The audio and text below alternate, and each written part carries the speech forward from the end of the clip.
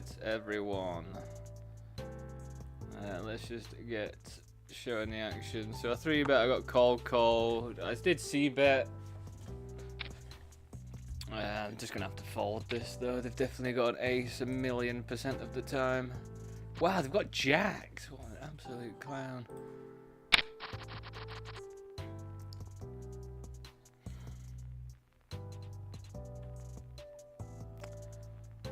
Good, starting. Clowns are out already.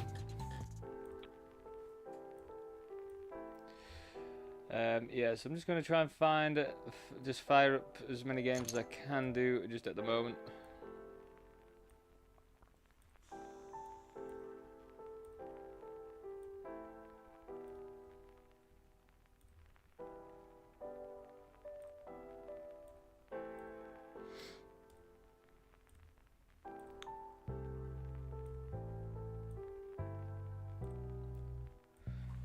It feels pretty weird, pretty weird starting it this time. But we should get enough games going. As I say, I'm going to be thinking a lot about what I've been learning, especially PKO wise. I'm just going to have to update my stream title on Kick as well, aren't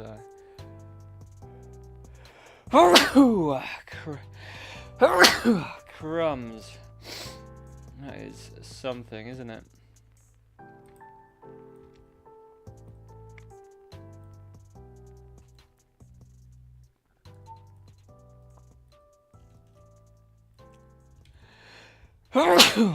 God, that hay fever. Bloody hell.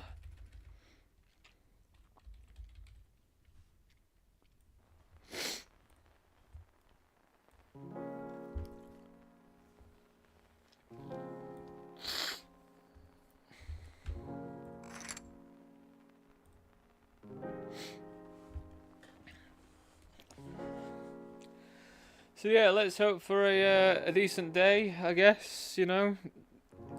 Hopefully I don't punt it off near the end, near the last few games like apparently I have been doing. So we're going to be, hopefully, a bit more solid than I've ever been in my life. And I thought I was okay anyway, so it can only get better. That's why you want to learn all the time, isn't it?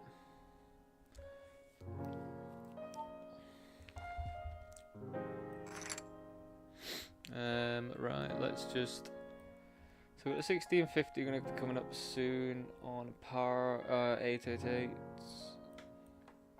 Yeah, we ain't got too much on 888 really.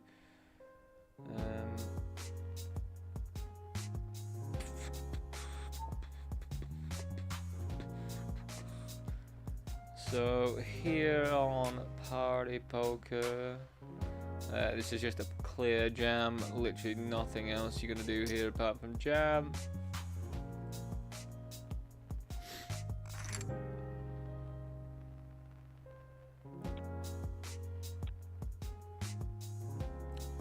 So yeah, sorry about the thing, but I think I'm gonna do that from now on. I think I'm gonna do like the morning half with no delay. And then whenever I finish, have my food and then restart the stream. So it's going to be like two separate things going on. I hope you all don't mind that.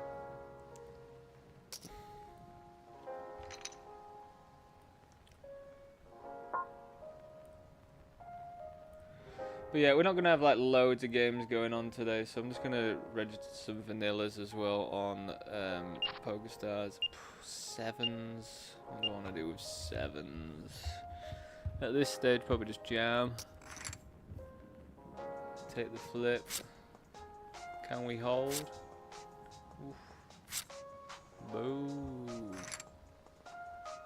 I think that was absolutely fine though to do that.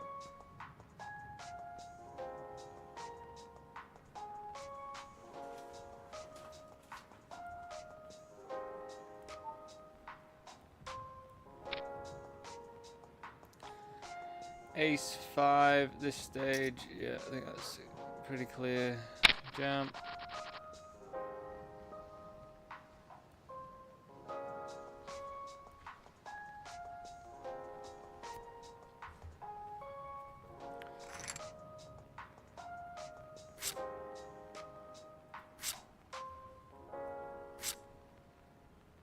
Chippity chop. Don't you stop.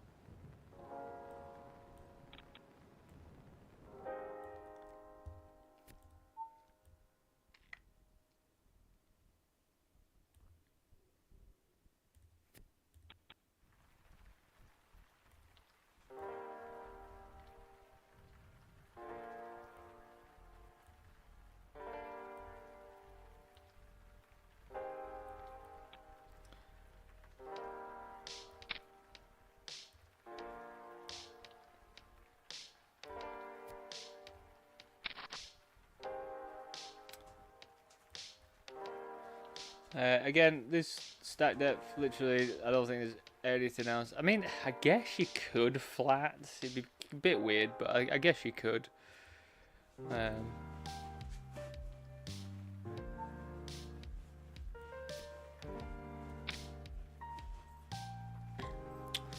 Unlucky.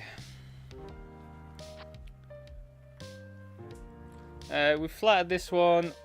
I think it was multi-way and they bet into it. We're still not going to go anywhere, especially now with a pair and a flush draw.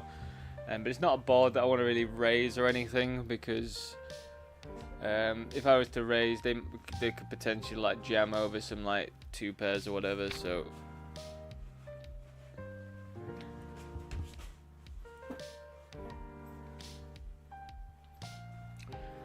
I'm going to turn my 8 into a bluff here.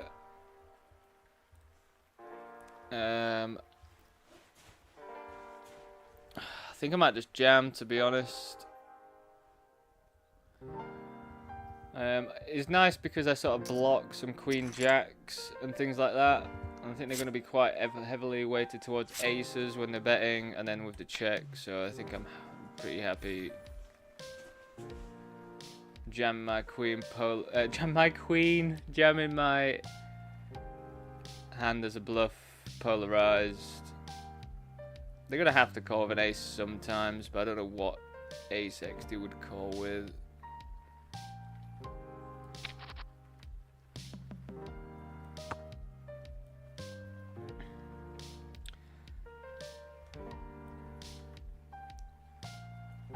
Yeah, it'd be interesting to see if I get him to fold the ace here or not. Yeah, fantastic. That is the result that we wanted, isn't it?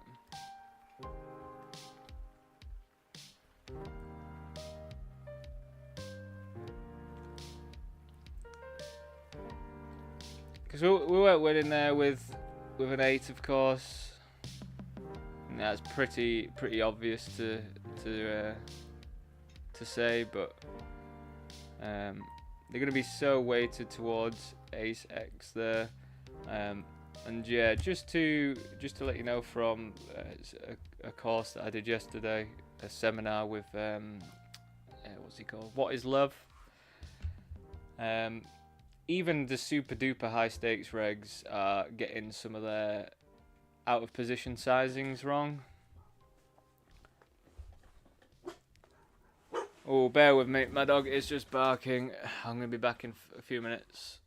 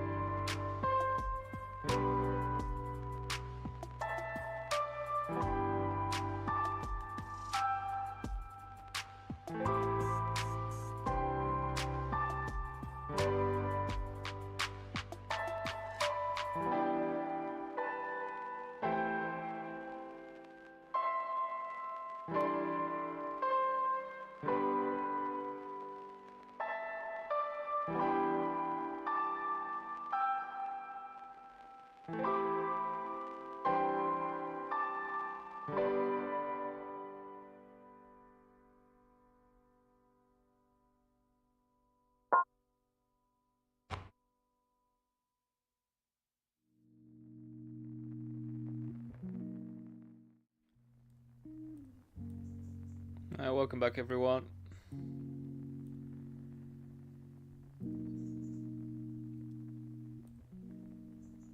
God, it feels weird. I'm just going through my thing where I log my like bankrolls and stuff because I can't access anything until I sort of like log them all, and I just haven't played since Monday. I didn't even play on Monday, so definitely odd.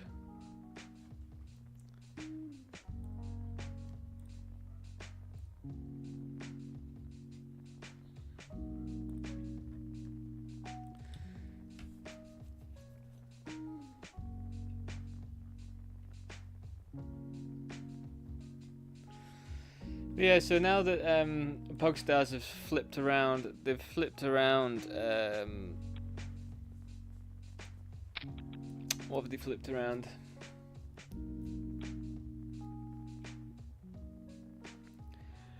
The $16.50 and the $22 PKO.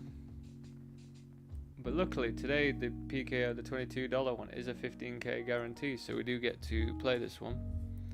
So that's nice. It means that the bounties will be ever so slightly bigger than when we play it as the 1650. And then yeah, like I should, hopefully most of the time, if I do get to start poker a little bit earlier, jump into the 1650 that starts at, I don't know,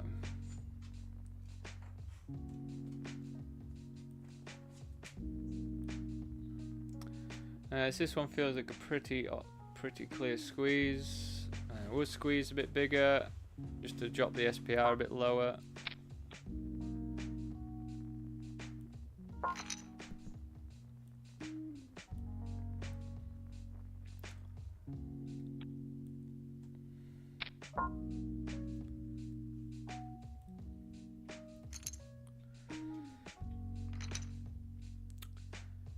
Interesting. I guess we can. I think we've got like every single option here, to be honest.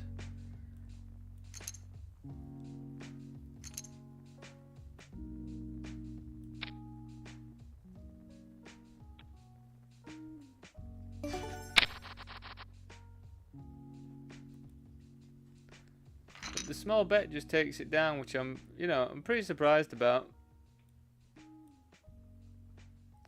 Fours, yo, call.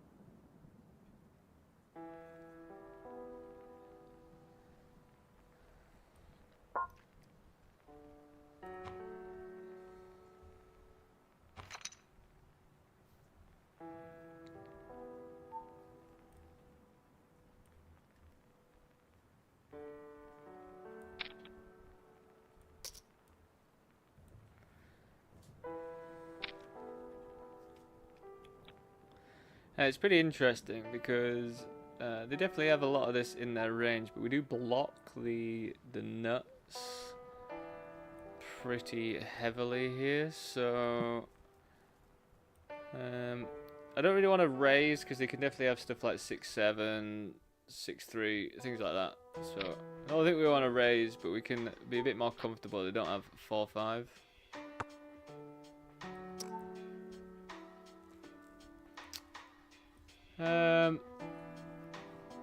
With the quick check, I mean, I don't have much. I don't think I've got loads of ace X compared to. I mean, they don't either. Do I think I've got enough showdown value of fours? I think I might do. Oh, they've got a queen. Well, wouldn't have gotten to fold that if I was to have bet, so I guess results-wise that was nice, but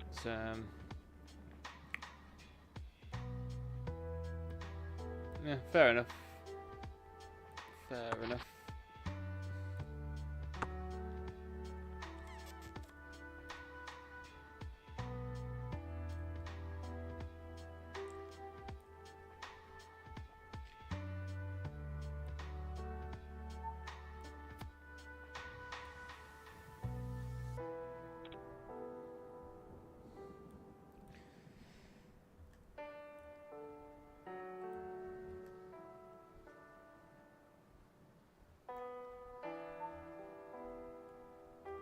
But yeah, we're not going to be, well, I mean, I'm only going to be registering until, like, 4 for the $22 on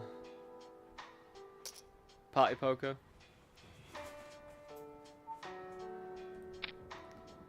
So we're not going to be going super late. Well, in theory, but you never know. We might run super deep in the eliminator or something. Ooh. Lovely stuff. Oh, has to happen, doesn't it?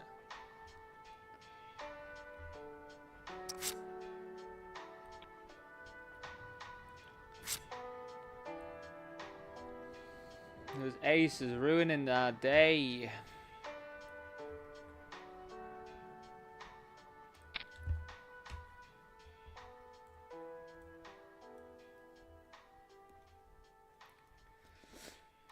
We're pretty deep, so we'll just make it a bit bigger.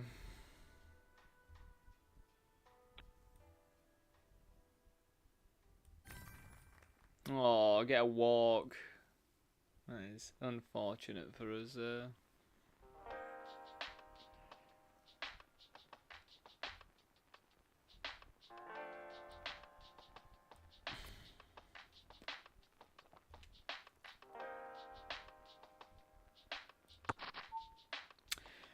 So my thought process here is they've got the most chips on the table. They're going to try and put people under a bit more pressure, so they're not going to be super duper strong all the time.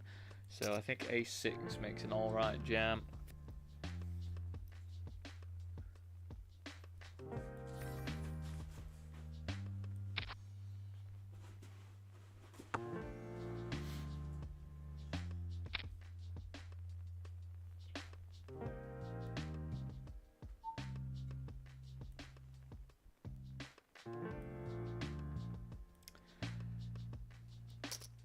So this was limped. They bet small and then they've bet half here, so I'm not completely sure, but I think it will still continue.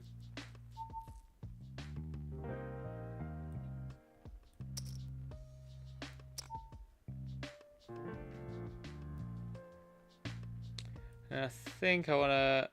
Do I wanna? I don't know.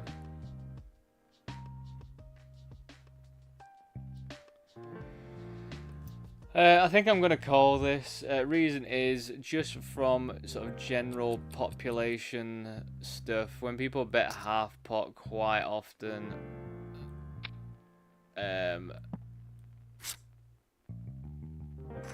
it's just nothing really. So if they've got a 10, wow, they've got 9. Wow, okay, fair enough, mate. Fair enough. Blocked 8-9. Sure, they could have had a 10 there as well, but definitely surprised to see Jack 9. But again, it's a limped pot, so I'm just, you know, never sure what's going on. So this one was multi-way. We check raise, then a barreled, and then I'm just gonna jam.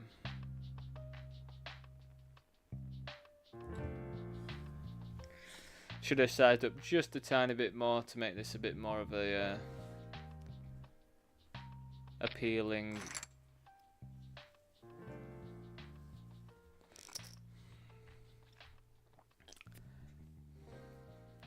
Kind of a gross spot when you flat ace king there, isn't it? A pretty grim spot, because it's like you've kind of forced yourself to have to call, I think. I think at the end of the day, ace king suited is just good enough to 3-bet every single time pre-flop. If you're, you know, there's sometimes with ace king offsuit, like at the end of the day, that one's not the best hand in the world, like. But ace king suited, I feel like you really do want to 3-bet it.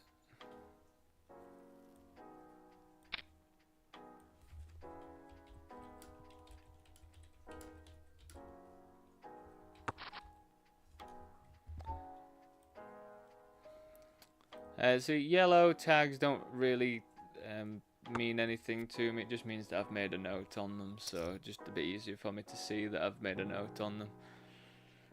But I don't really have any other information on them yet, just apart from that little flattered ace king suited on the button.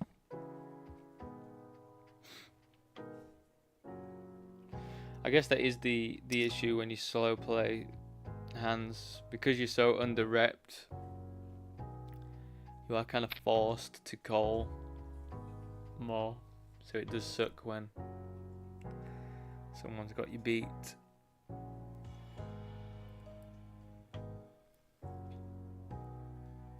But again, I don't know if ace king suited is one to sort of like slow play all that often anyway. Like, you kind of want aces, don't you?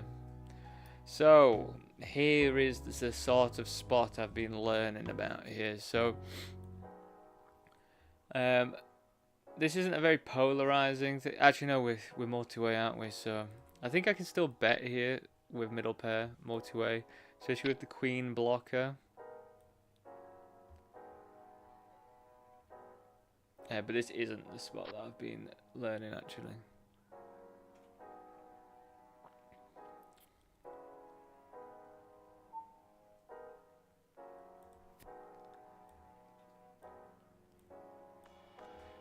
So I think we will bet and then just give it up. I think we've got loads of strong spades, so if they continue, we can just be pretty certain that we're not going to be winning here. I think half pot is always value. No, Jack, it's not, man. It definitely depends. Ah, interesting. They continue with the Jack 8 there. That's good to know, isn't it? Fair play to them. I think I'd have overfolded there.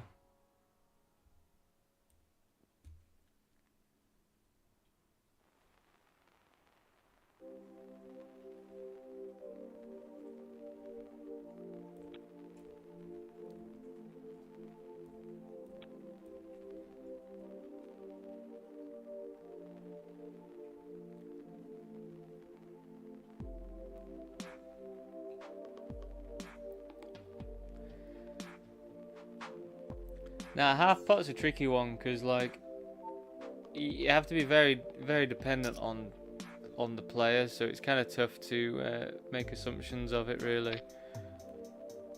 I found that it's absolute garbage for some people because they want to bet as a bluff, but they don't want to bet all their chips, so they'll bet half pot. And then also, as you say, like with nutted hands, people bet half pot when they should probably bet more, to be honest, but they're trying to eke out more chips, aren't they?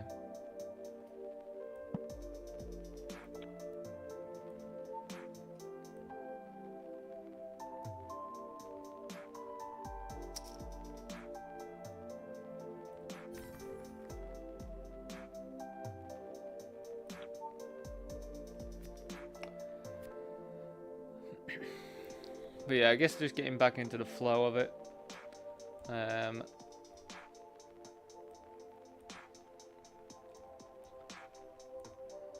Yeah, it does feel weird to have not played for like 4 days or so. Monday, Tuesday, Wednesday, Thursday. Yeah, 4 days. Feels a bit odd.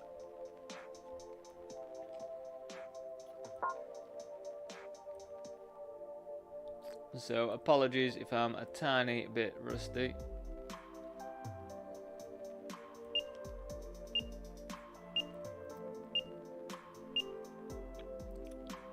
And to me, this just feels like a clear jam. Like, yes, we're going to get called, but we're not going to get called. We are going to get called by worse here as well. Like, 2s are supposed to call us, 3s are, you know. Then there's just going to be a lot of flips as well.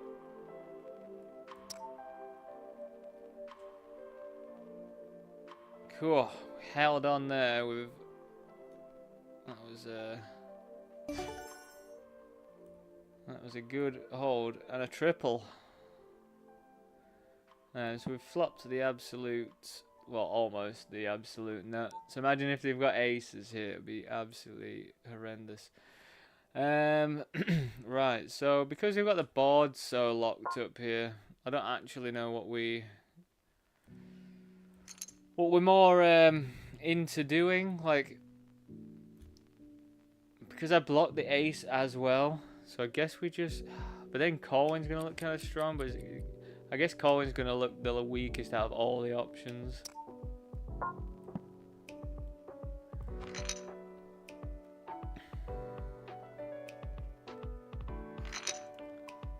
Yeah, even having like the ace of hearts, like this is gonna be so tough to get any value from. So I guess we just go really small.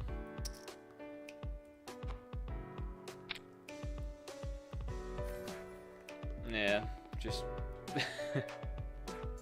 if I raised on that board, we literally have it all locked up, so there's not much that's gonna continue. Apart from clubs, I don't even think would like be all that comfortable.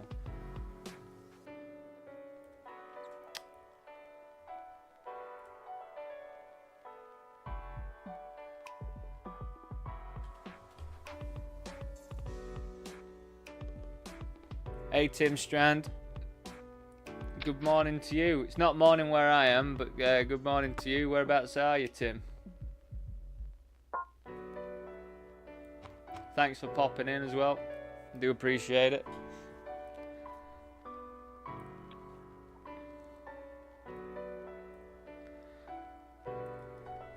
Probably one of the clearest jams I'm ever going to do.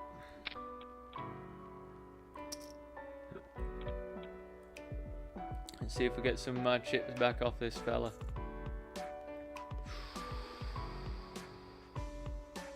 Oh, on the turn. Oof. We will re-enter. It's 50 big blinds re-entry, so yeah, we will re-enter here. I think 50 big blinds is still reasonable on a $7.50 buy-in.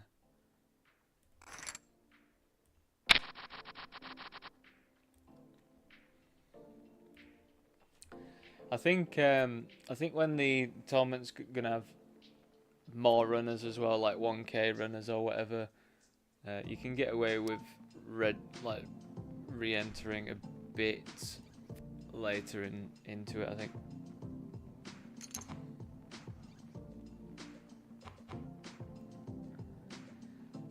The reason for that is the bounties are always worth more.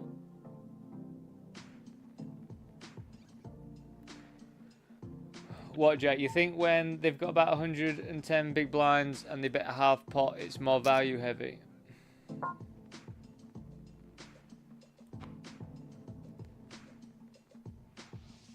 Why do you think that?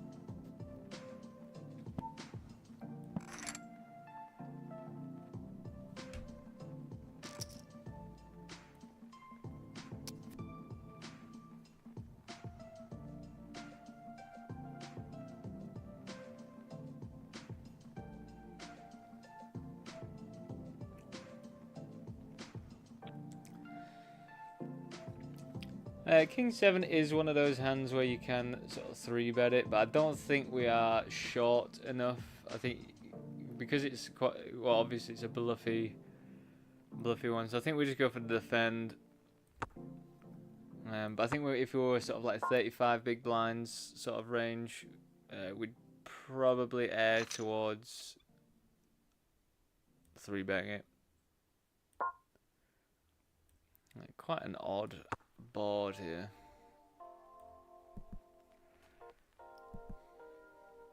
I mean, they're going to be wide, so they're not always going to have a jack and ace or anything here either. I kind of feel like this, they'd want to bet bigger. I guess we do come along one more. This queen might slow them down.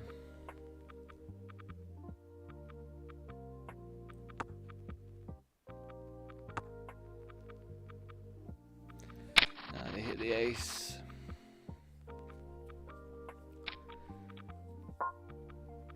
I mean, you know, it is unfortunate. You don't always have to have ace X there from the button when they cover the big blind, like, you know.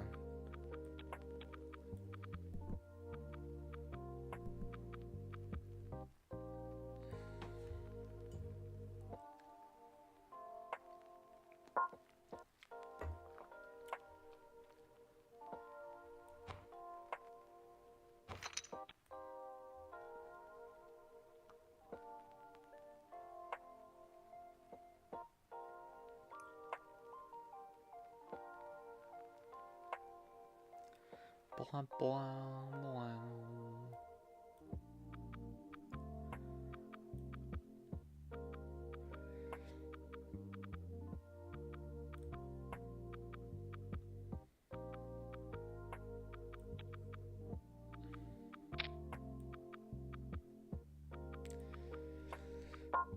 Yeah, it's just awkward, isn't it, ace jack? It's like, I'm going to get jammed on pretty frequently here, aren't I? And I'm not going to call it off for 26 big blinds. Because honestly, in $11 tournaments, people just aren't jamming. It's just going to be, well, it's going to be at least ace jack plus, but probably not ace jack, ace queen plus.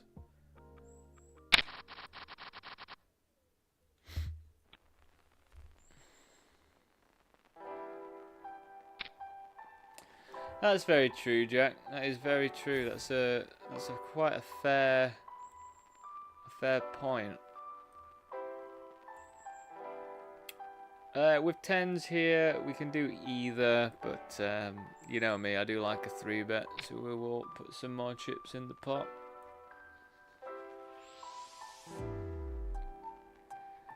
Yeah, that's the thing, isn't it, Jack? You gotta think like a human.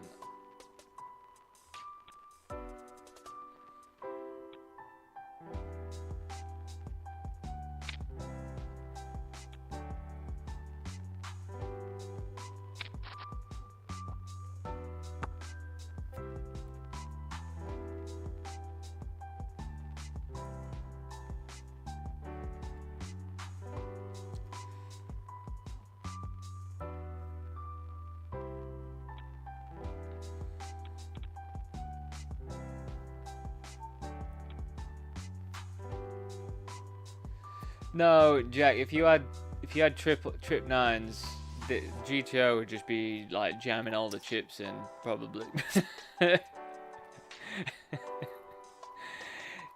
If he was playing GTO, it'd probably go for an overbet jam because GTO is supposed to call like 4-3 there or something. Do you know what I mean? That's how silly GTO is, really. Like, no one's doing that stuff. But that's probably what GTO would do. But it, as I say, is very dependent on the fact that you're playing somebody else playing exactly GTO. That's why it's flawed.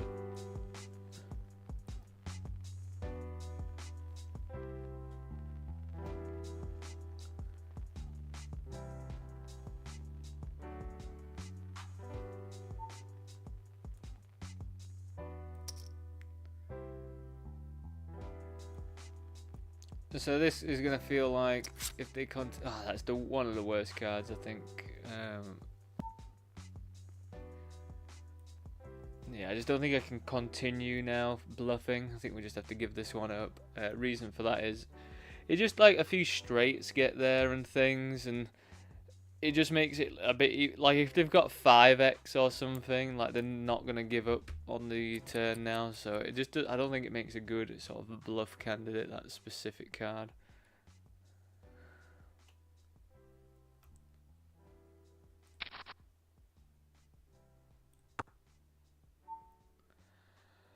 With the double check now, though, we will go for an overbet bluff.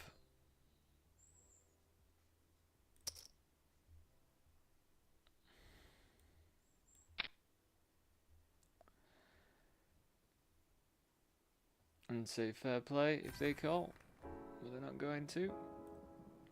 So we got 3-bet, we called. We went check, check. And now I'm very intrigued by this. So would they check back a 10? What 10s would they have? King 10. I've got quite a lot of 10s. Maybe I made a mistake in leading this. But I don't think I can go anywhere.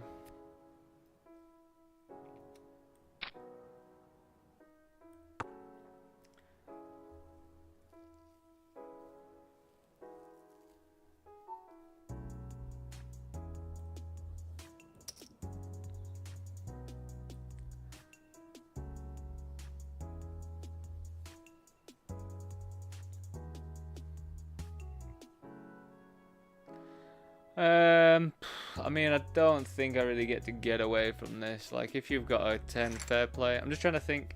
So I guess they do have quite a few 10x, but then also the fact that there's two 10s on the board makes it less likely they've got 10x. But then what would they raise on the turn? It seems odd.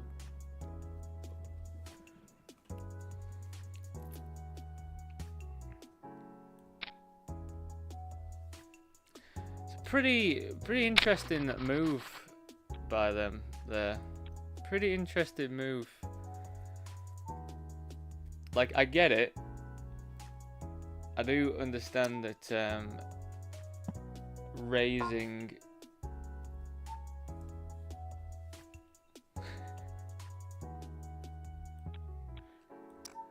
I get that raising gut shots is usually better than calling gut shots in position.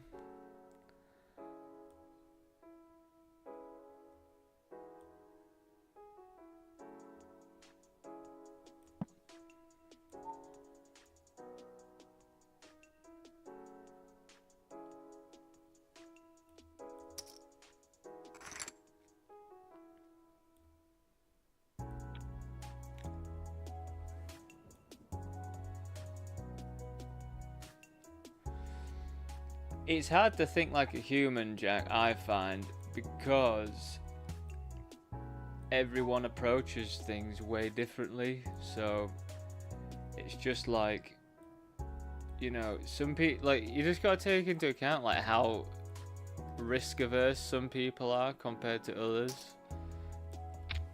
You know, some people are just incredibly aggressive when they play cards, and some people just aren't. Some people know that they need to be more aggressive, but just aren't, and they're just comfortable playing the way that they do.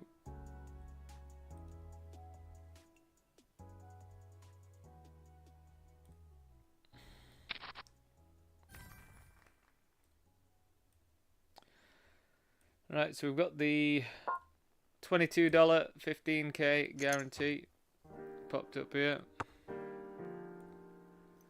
And I think we'll go for a C bet here.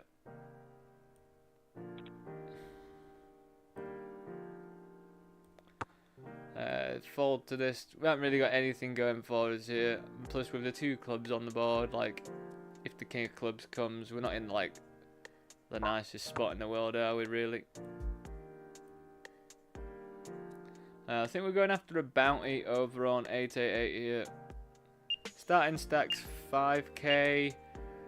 Half the prize pools in the bounty. So I think we just have to rip it in here with the ace 9.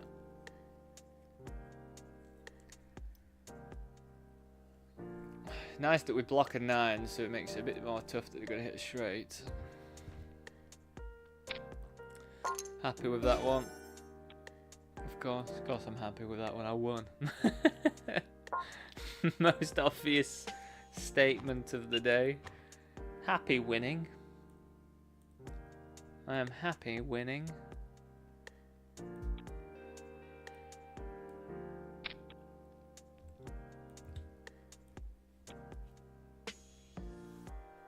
Yeah, with 888, instead of 25% of the bounty going on to the player to start with, half of it is. So in an $11, there's $5 on your head straight away instead of $2.50 that's on like PokerStars. So it does make it a bit more, a little bit more necessary to go after it.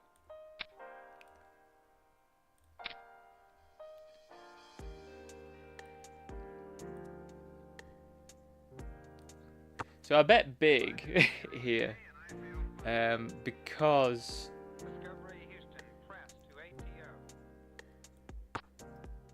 I thought the king and the queen's a bet for my range. So now I don't actually know what to do here with now that I've hit the 8.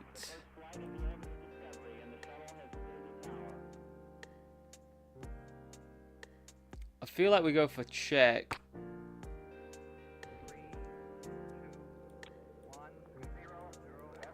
Make it look like I'm scared of an 8 here.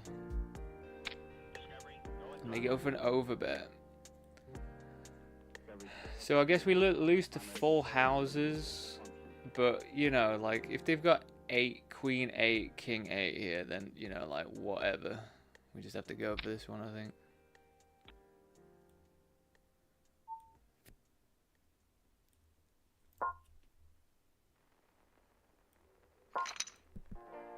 Yeah, I feel like that got us the most value there out of everything.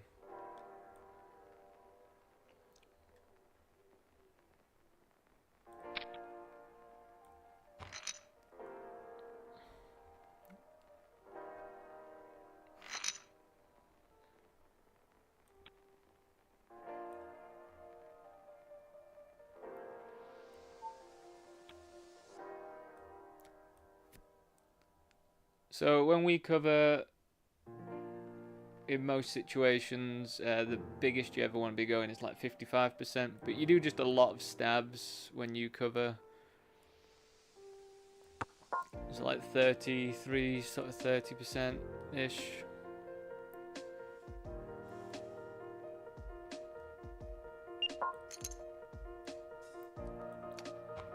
So yeah, we don't really need to bet all that big, so we can bet like, I feel like we still want to tell our story that we've got King X here.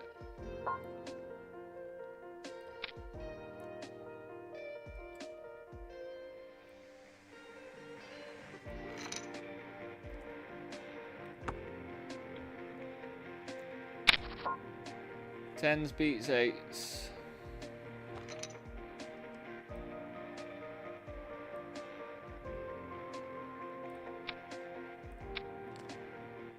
Let's just move over here. We're going to be squeeze jamming eights for 22 big blinds. Feels pretty fine to me.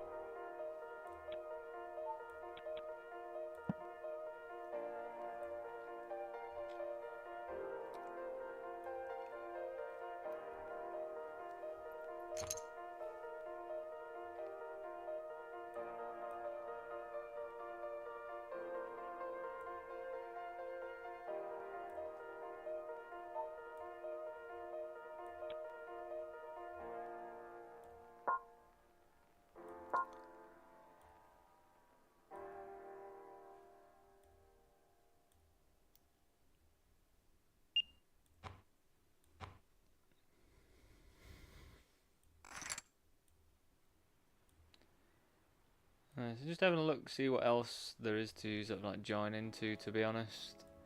As I say, we're not going to be going for like super long, well, we're not registering all that long today. We're just doing about 2 hours worth of registrations, but we could be playing for a while, potentially.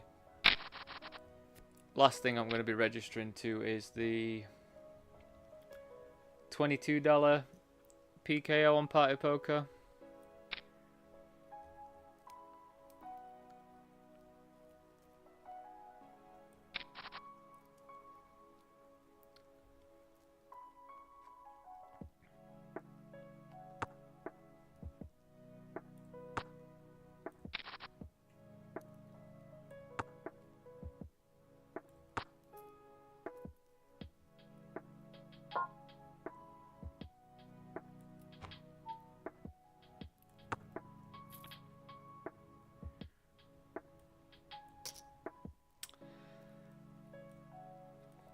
Four pocket tens is pretty poor board, isn't it, really?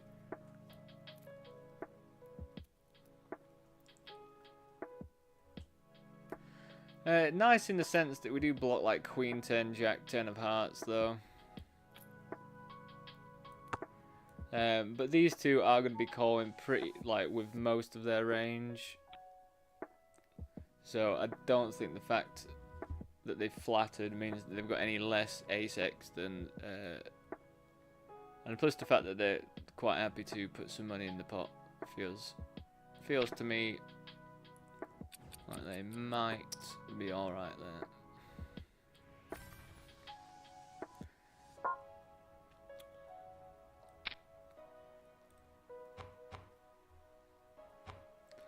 Well, we're getting one in already here, in the $2.20.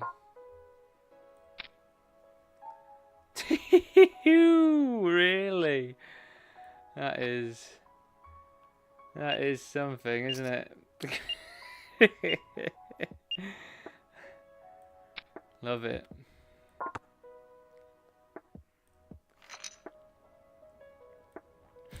That was pretty wild. Not gonna lie, that was pretty wild stuff.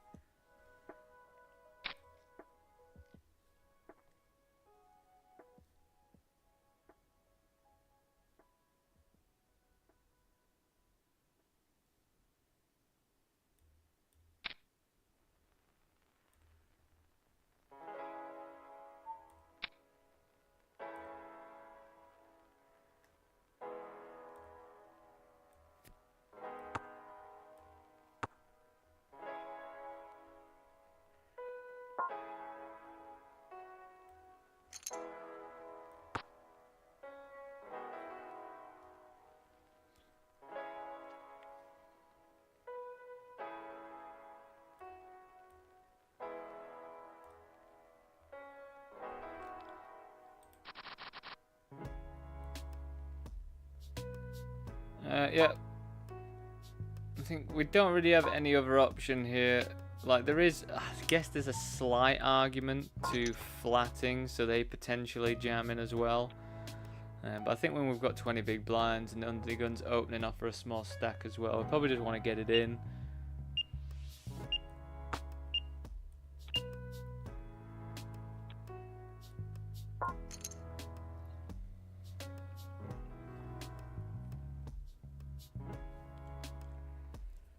Queens, ace 10. GG's, that's us out of that one then.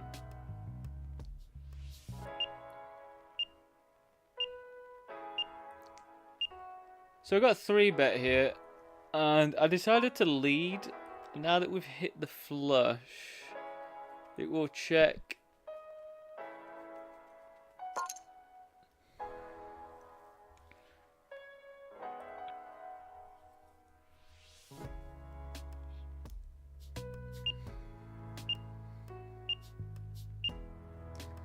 So I don't really want another heart to come off. So do we jam this?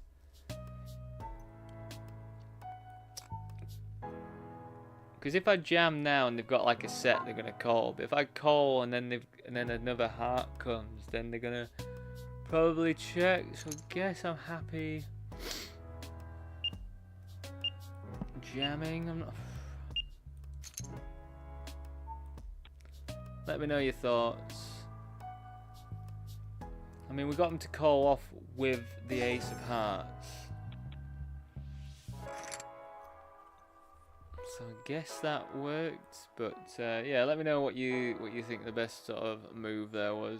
I'm gonna mark that one as a just to make sure.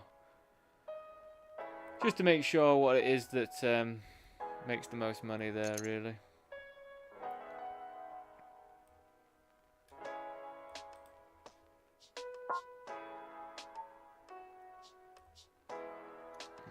Mark that one. So I'll probably throw that one into old GTO Wizzy.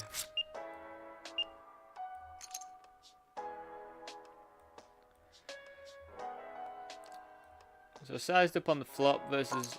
Wow, now we get raised on this board. Wow, okay.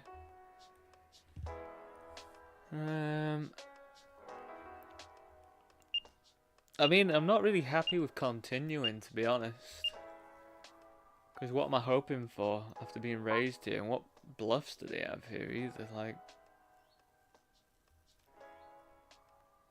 it feels pretty strong of them to raise after I've B75'd on the turn on an ace when I've got the range advantage of an ace. I guess we just let that one go.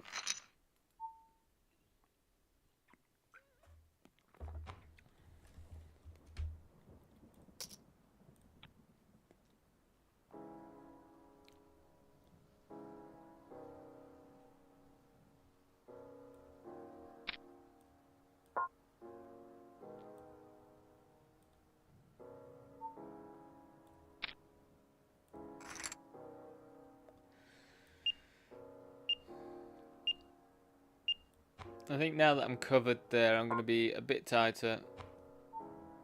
Don't need to be playing stuff like Jack 4, I don't think.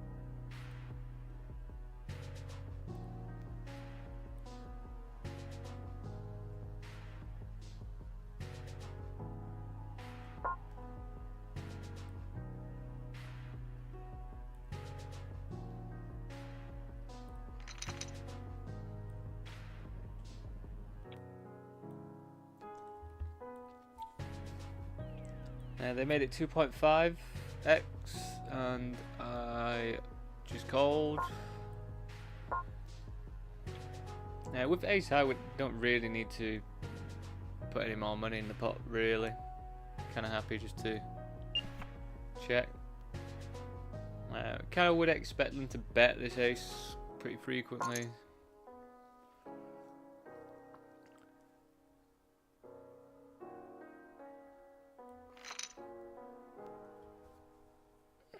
Always get dicey. 4-liner out there to a straight now. I think I'm pretty happy just checking this back. Ace queen, wow.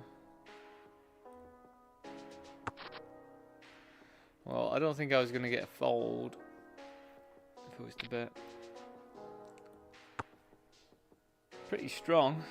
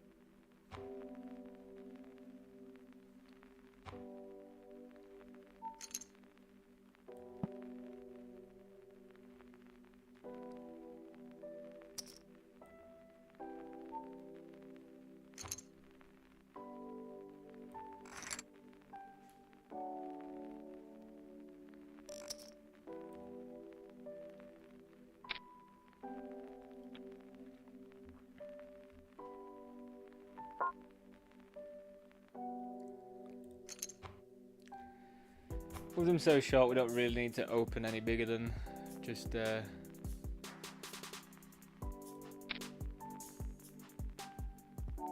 times the big blind.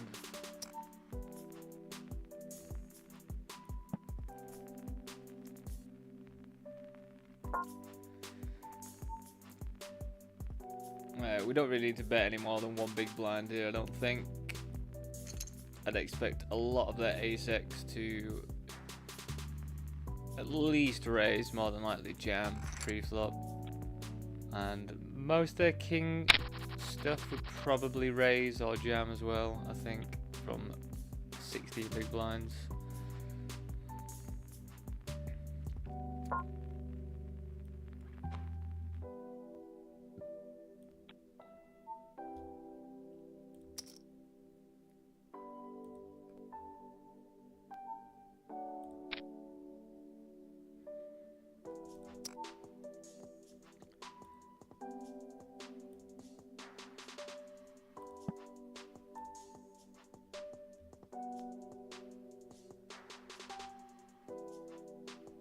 So this person seems to be flatting a bit too wide. So interesting that they fold there. We limped, they ISO'd, we called.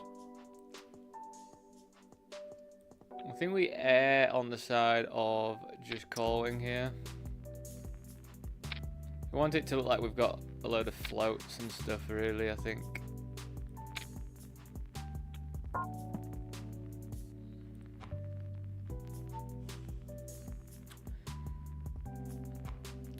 The 6 definitely throws a bit of a spanner in the works, because they do have a lot of random 6x that would isolate.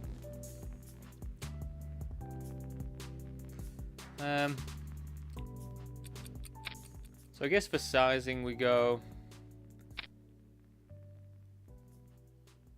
big and fold to a jam.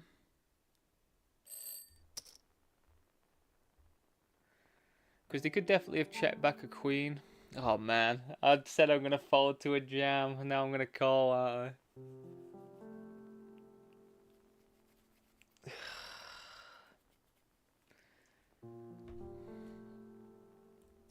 Yeah, of course. Of course.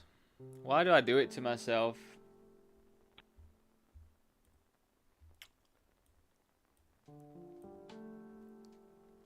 Party poker with the setups, man.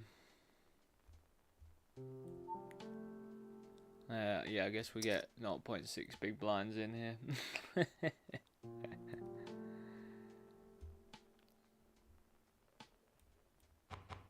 What?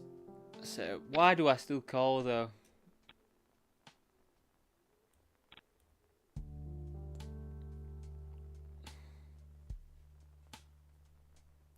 One of these days I'll be able to fold there.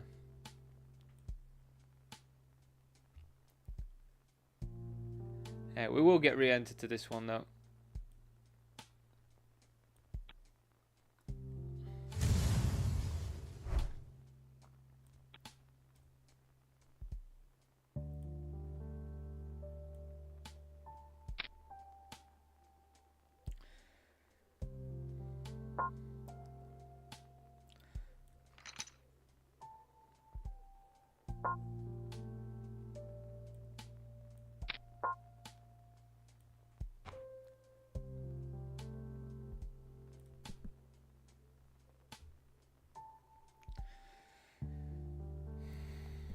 We do block some really nice draws that they would check raise with, which is pretty nice in that spot. So this was limped and it's checked around, so I think I do go for a bet now with the set. And the run out's pretty nice altogether. Let me just go for a bigger bet. What would I bet here? Queen 9. A queen of any kind, really.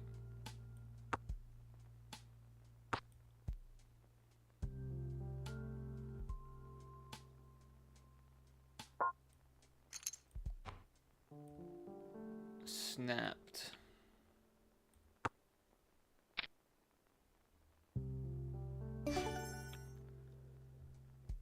Queen 5 offsuit there opening from under the gun +1. That is pretty loosey-goosey.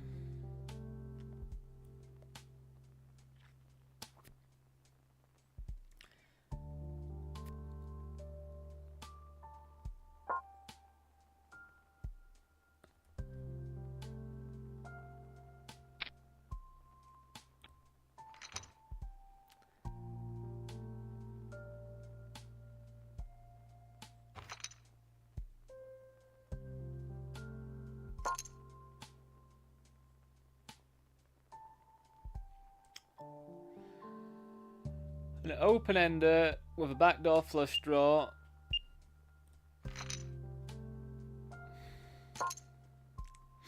Nine's probably one of the cards I didn't want to see, to be honest.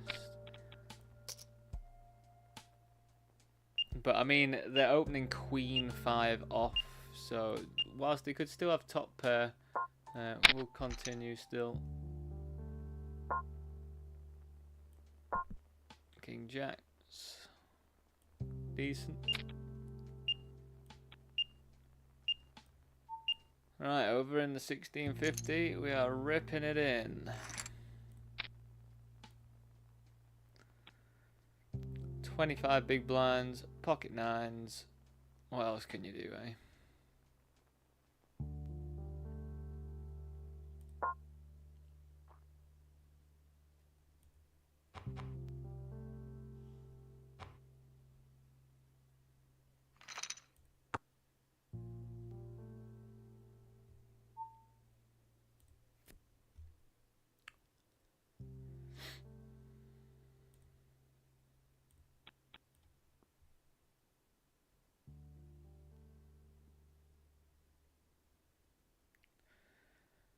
What's our break, isn't it? Right, so I'll be back in a few minutes. Yeah, if you are enjoying what you're watching, especially on YouTube, if you are enjoying, please do consider leaving a like on the video as well, because I think it just sort of like boosts it up to other people that might be interested in poker. So yeah, if you can do that, I'd appreciate that quite a lot. But yeah, I'll see you back in about four-ish minutes or so.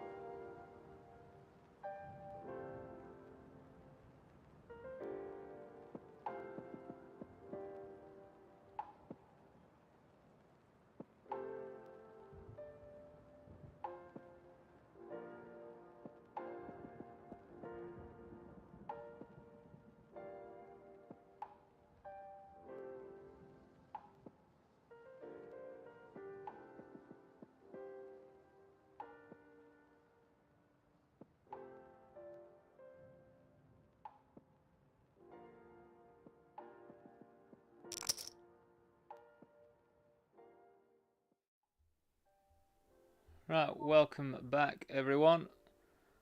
Let's just get... This is where the action's at. Not that I'm going to be playing Jack 4 offsuit, but whilst all the other games just come off break, we'll show you where something's going on at least.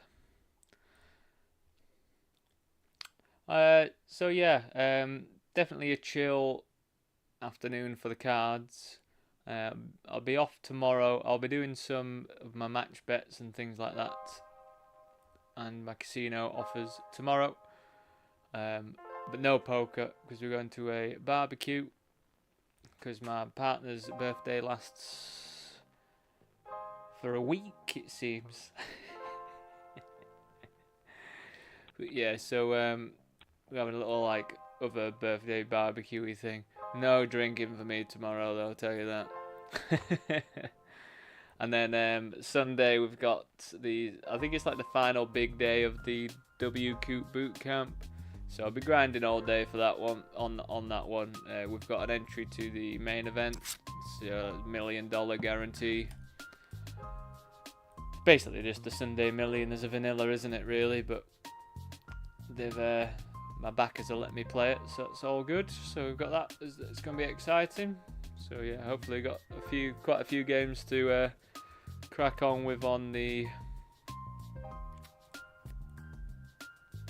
Sunday, and hopefully bink something and get me out of my break-even rut that I'm currently struggling with. But also, I think I might be on the trajectory for a bit better soon, now that I've done a bit more work on my end game in bounties. Now this is really interesting, just based on the size of their bet pre. I don't think I have half as much of this board as I normally would do, so definitely not one I'm going to be thinking about leading at all. They bet pot.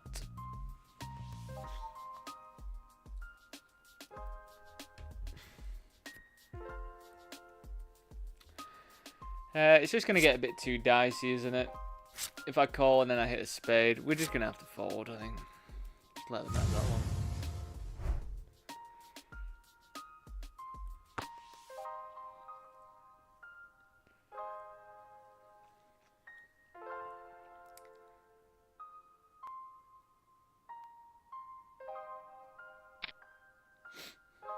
I think the worst case scenario would be like a spade and then betting pot again. Because then it's just like, well, what's the point in me ever even calling in the first place?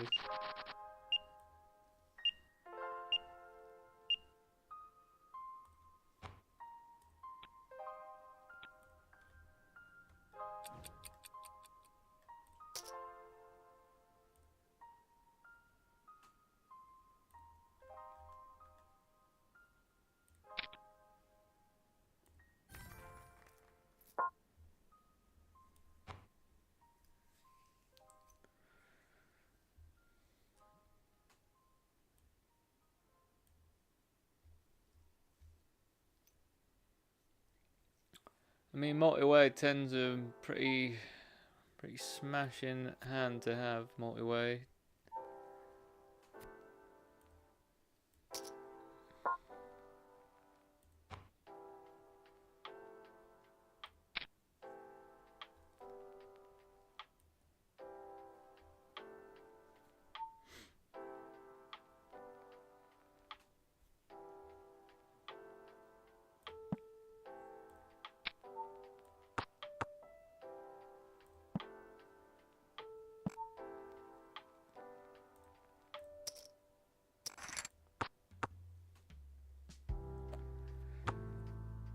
That'll do it.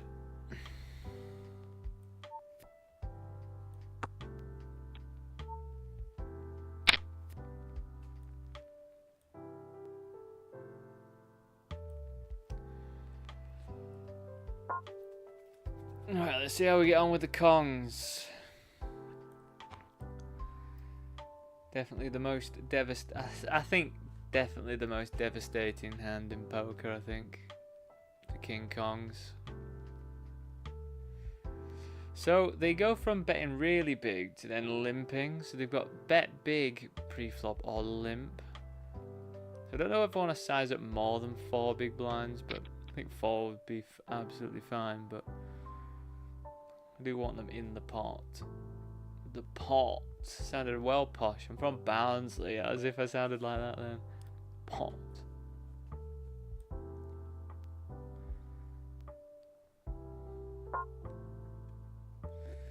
God, this is the spot, isn't it? Do we just flat? I think we can flat. Or we can just jam.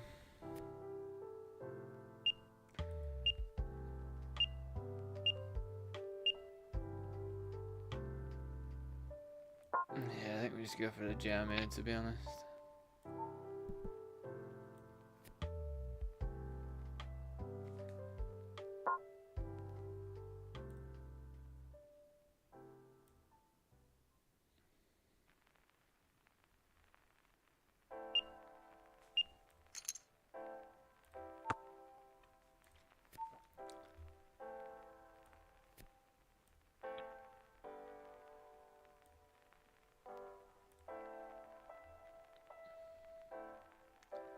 God, 3-bet so tiny there. I'm surprised we didn't get a call. Must have had absolute air, unfortunately for us.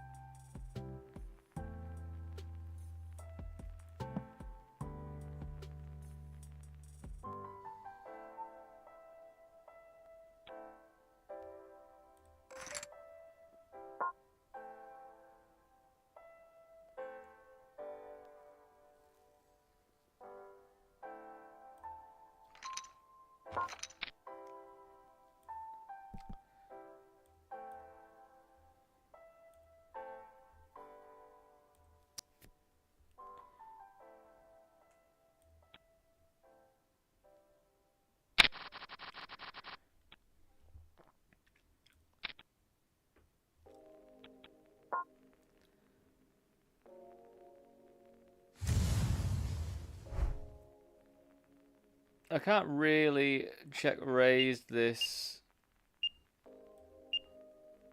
apart from jamming. And plus the board's dynamic enough that we'll get called by like draws and things, I reckon.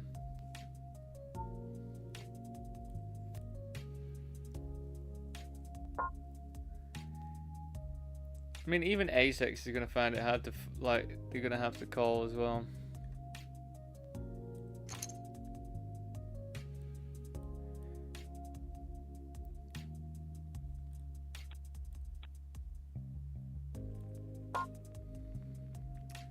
Yeah.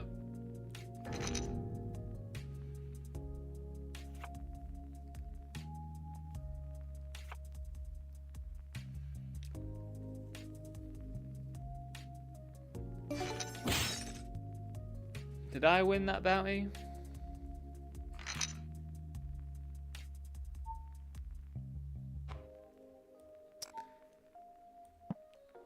But that is one thing that I was that's sort of come to a head with the doing a bit more pre-flop stuff, is especially like later position, like pocket sevens, pocket nines. You just want to get them in, so you want to 3-bet the person and then just get them in and run it. I think I've been flatting a bit too much. with those sorts of hands.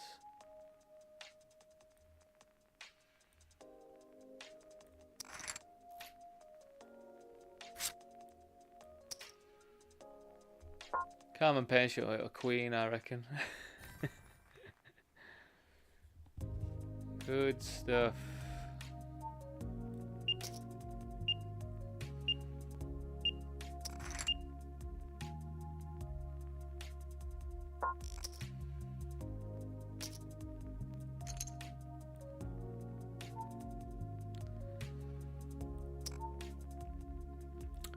That is a pretty nice board for 7-9.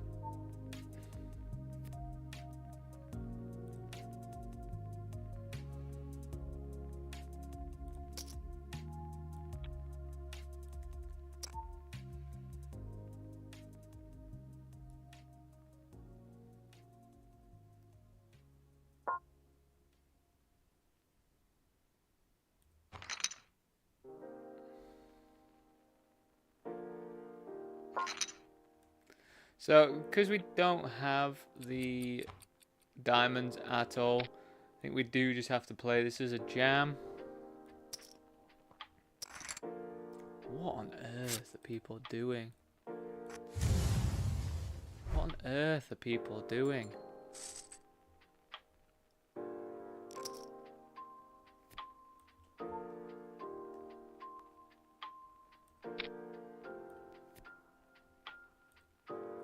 Their jam will snap. Oh, has to be.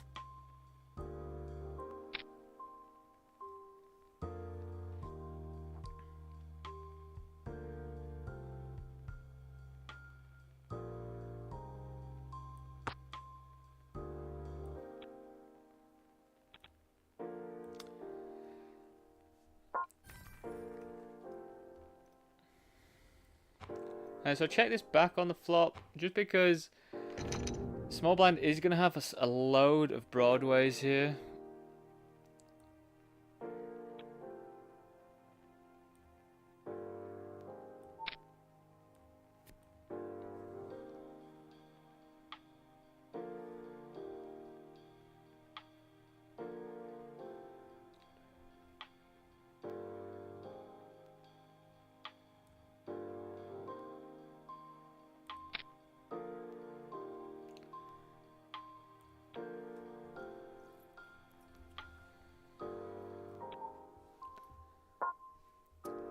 $10-7 they called me with, so pretty happy with the check back. Definitely got more value there, I think, from checking that back. Plus with flush draws, like strong flush draws, you do want to check back quite frequently to hit them. You don't want to bet and then get raised and stuff.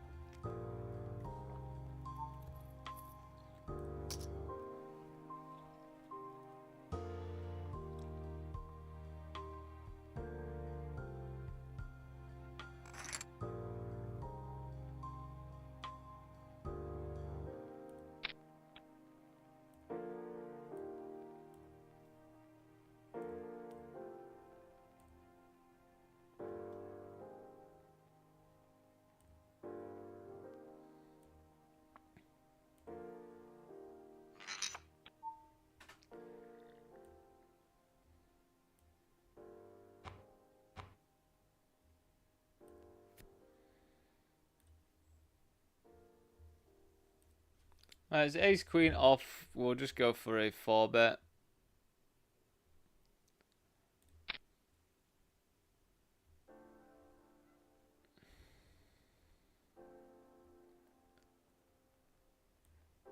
Ace queen suited with call.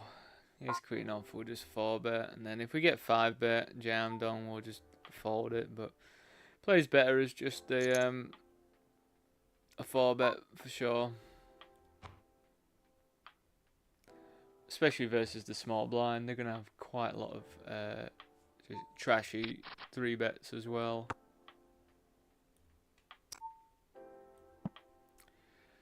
This is pretty interesting to have bottom 2 on this sort of thing. I think we just jam, to be honest. If they've got a flush and they've flopped one, fair play to them. I just feel like jamming here is the best option. He's got a hold. Nice.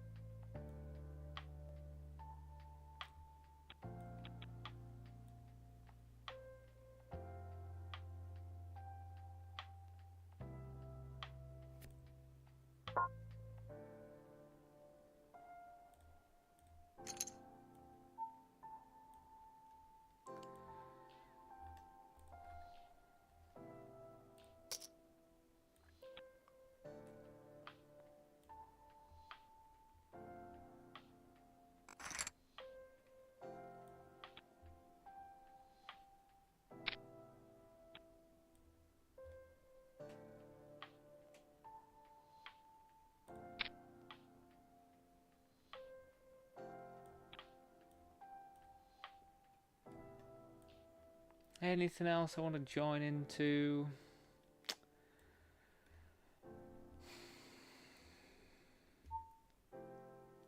Yeah, we'll join into the big 440, I guess.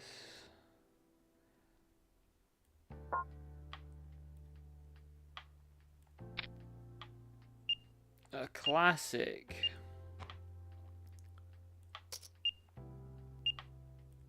The classic of all flips.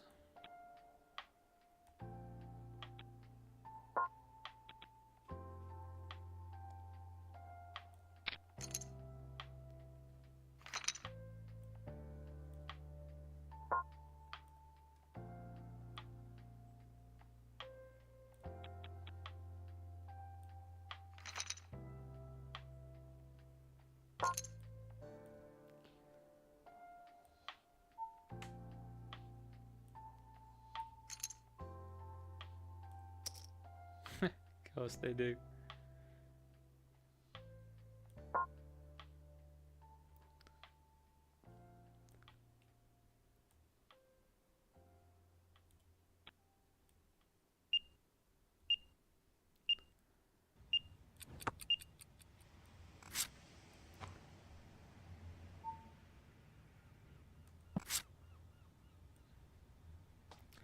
I don't know whether we just jam this on the flop, but I guess we get them to see about it at it,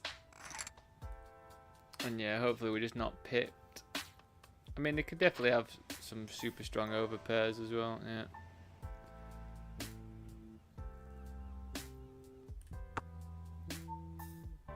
Not much you can do there really. Definitely are surprised that they're just min raising queens off that stack depth.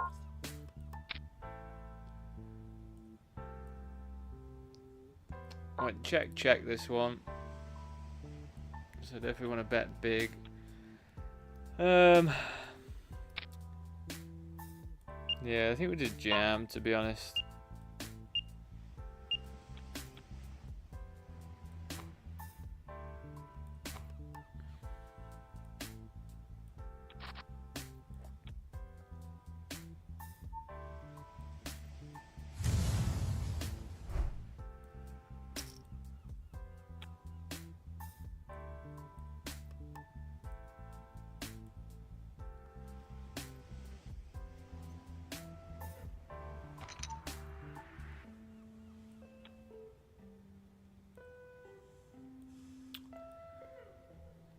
So we had a stab. I'm probably going to check back now.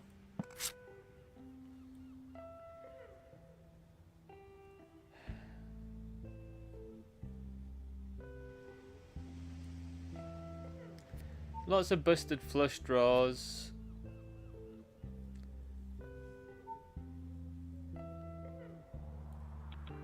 So I think with this bet they're saying they've either got a king or nothing.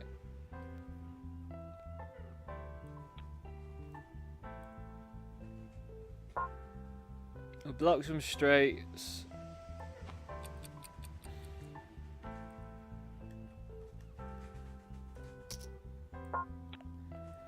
And I think the fact that there's so many busted draws, I'll probably lean towards hero calling this one. Yeah.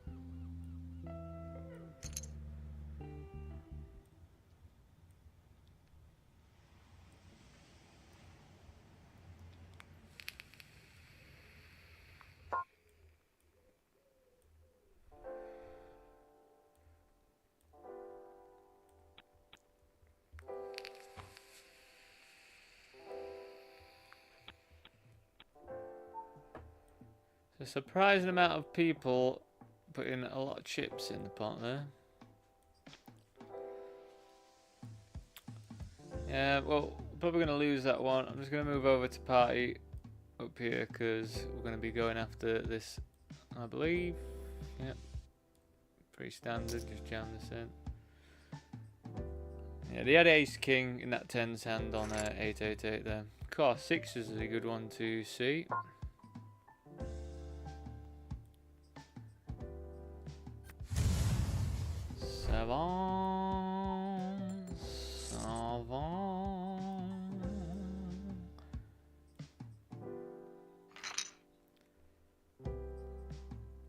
Flying now, eh?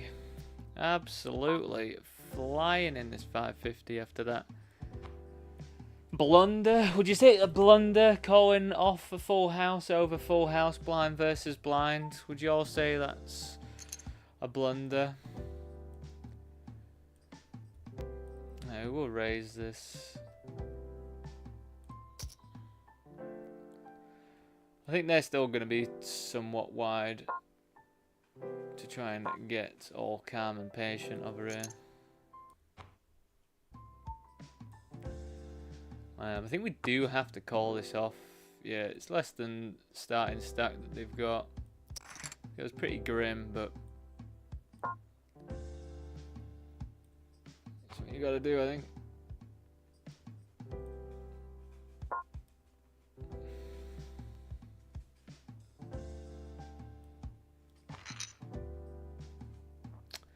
Yeah, it doesn't feel like the most fantastic call in the world, but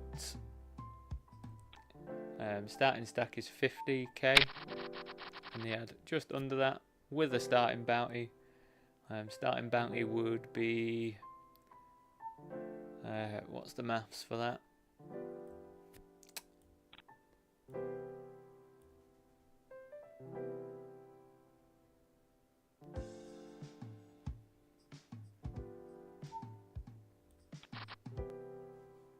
Like 12k chips.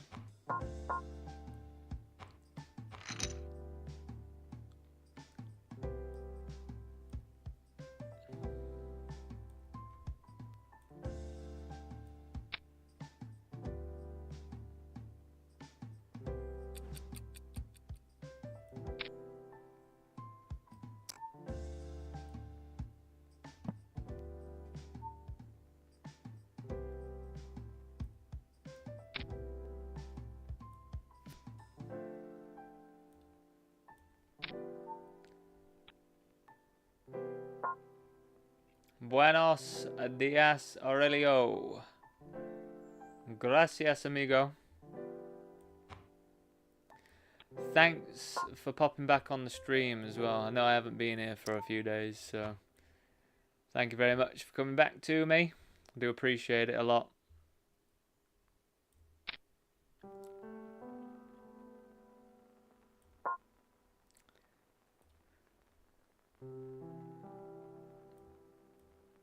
Right, probably one of the easiest all-wins of my entire career.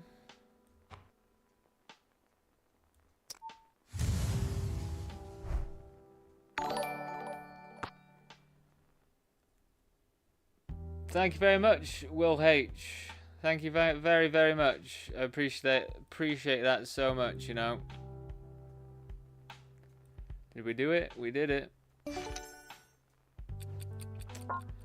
So I called a 3-bet. I've checked called all the way, and now I think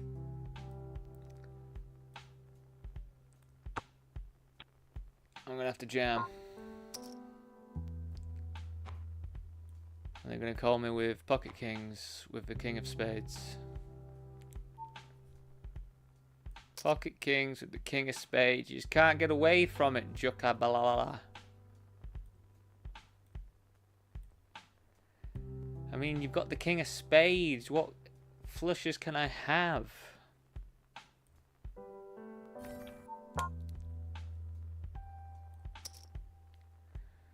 Oh, the King Kongs are getting some value pre-flop. Let's run it.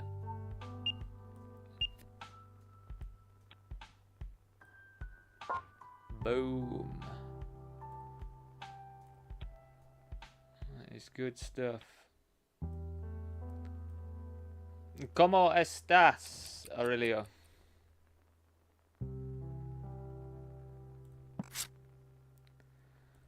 I'm not Spanish, by the way, everyone else. It's the only language me and Aurelio can sort of get by on.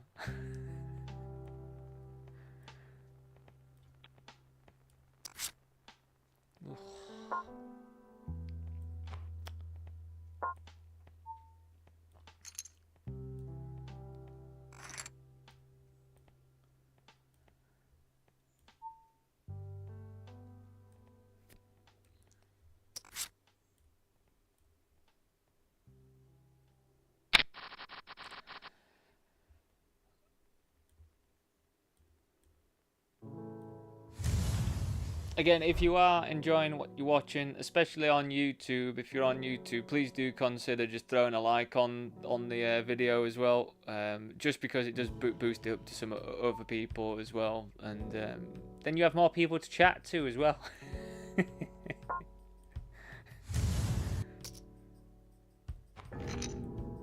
I've got more people to chat to, you've got more people to chat to. It's what it's about.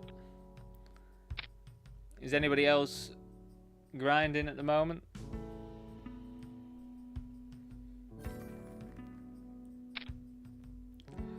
Oh, the eliminator's just popped up, so we'll get that one focused when we start getting stuff going. And then yeah, in half an hour we'll have our last game of the day to register to, which is the $22 I think it's 4K guarantee PKO on Party Poker. I think that might be us for what we're going to register to.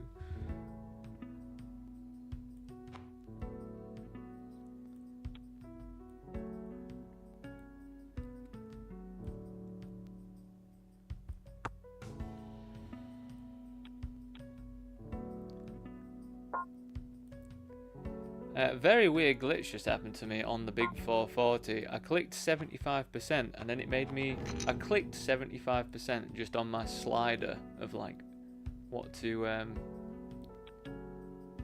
set the bet to.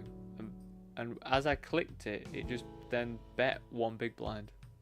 So that must have confused the absolute daylights out of whoever I was playing against. But I didn't mean to do that.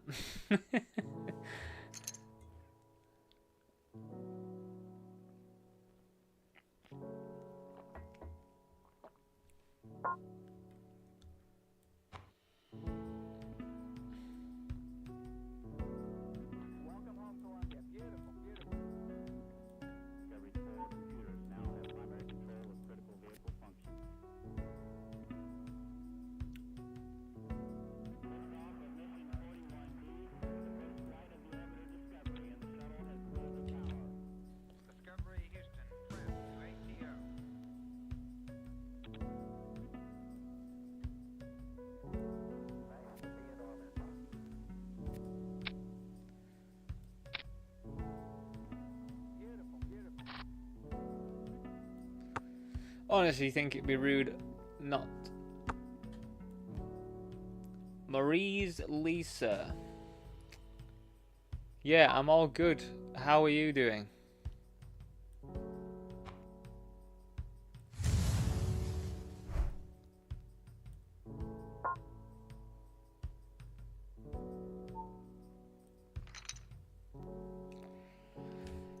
I feel like we could still have some showdown value with fours here. I don't think I need to bet.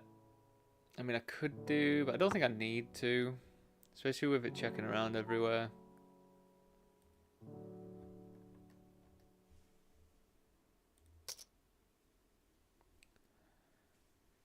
Check it back and let me win. Check it back and let me win.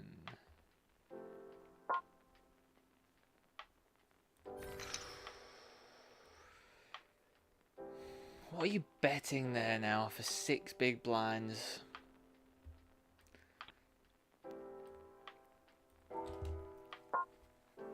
Alright, I'm gonna let you have it. I don't believe you though.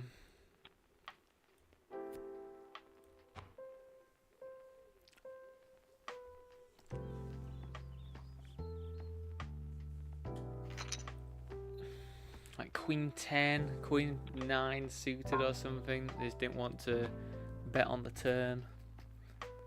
I don't know, seems a bit suspect to me. What do you think? I feel like they could have been full of it. I don't think they're betting a 5 that much. 8, 9 potentially. That's also very true. They could have had 8, 9. No thank you.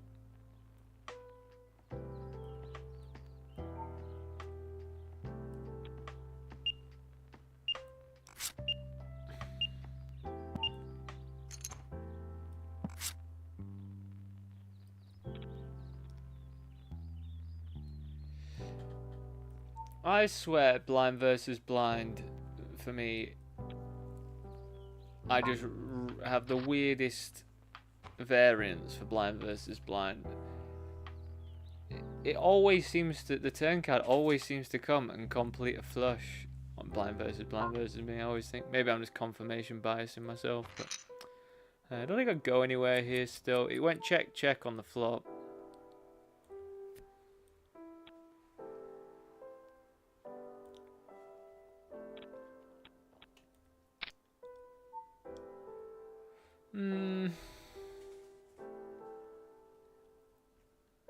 Under half pot. Just, I'm just gonna look it up just to see what he would bet this with. A really weak king. Okay, interesting. Good to know. Definitely an odd bet size. One I don't usually see all that often. So.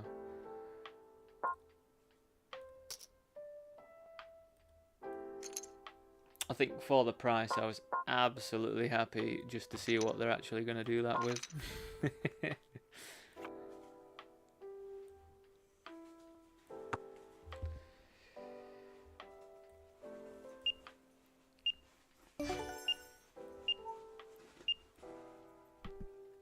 God, this guy's just not letting me get to showdown, is he? So he checks. So he goes check, check, and now he bets half, which I just think is full of crap. Because if you had a 10...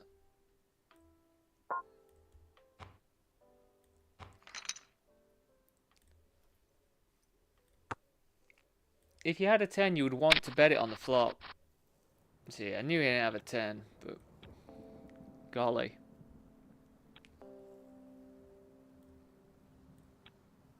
Good golly gosh.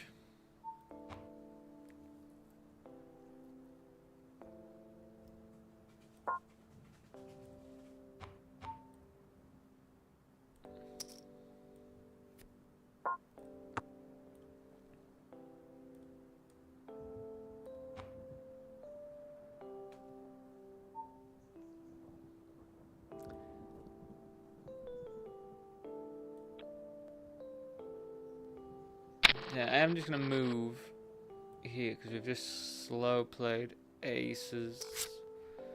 So we are going to be calling.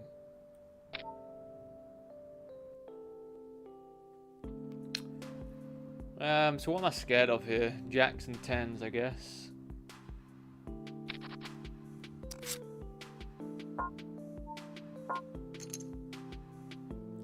And then they check on the ace. Also pretty interesting.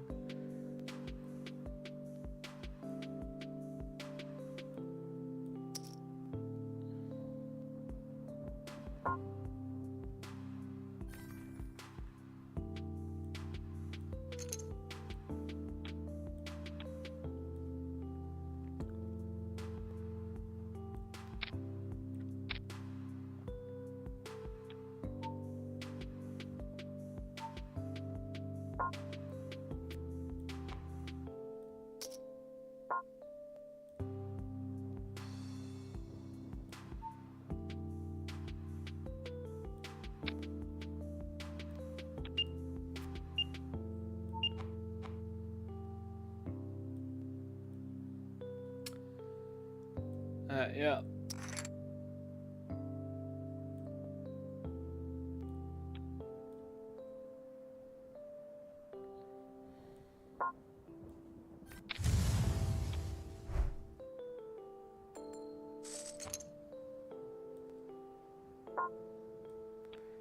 Seems reasonable to me, that one.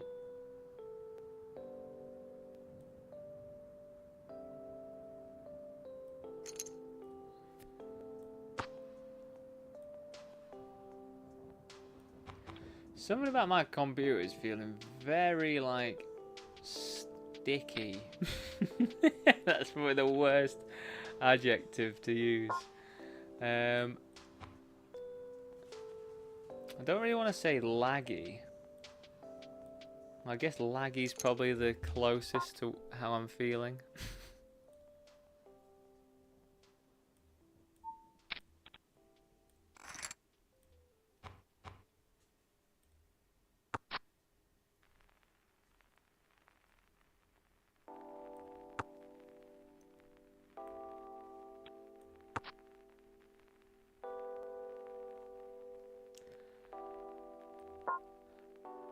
So I bet small on the flop. We've now checked. And I guess I go pretty large with the made straight.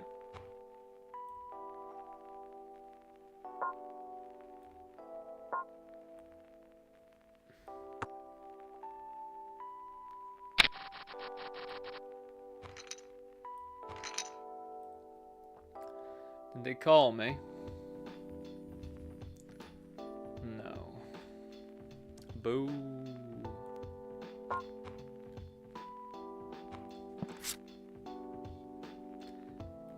Right, we're in the mix for a bet. Where's it disappeared to? Oh yeah. So this person's like auto all in, and now we've flopped. I just couldn't say it then. I was flopped. A good shot. So we'll play it cautious. We'll try and hit our flush. Flush!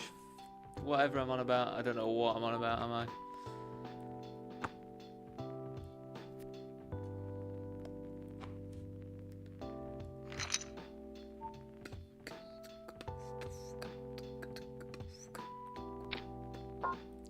Yes, I will call you.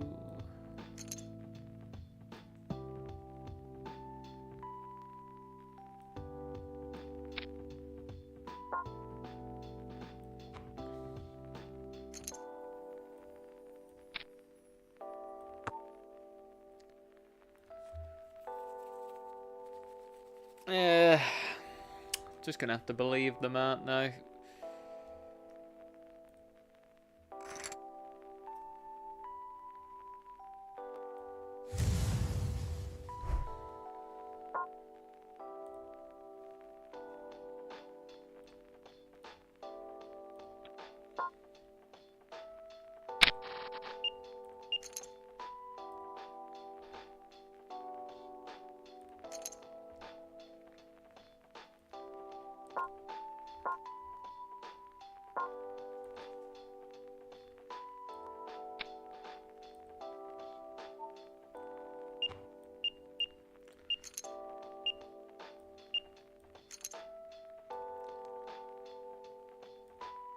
Let's get over here. Oh, this guy just pretty annoying. Just overfolds so much stuff.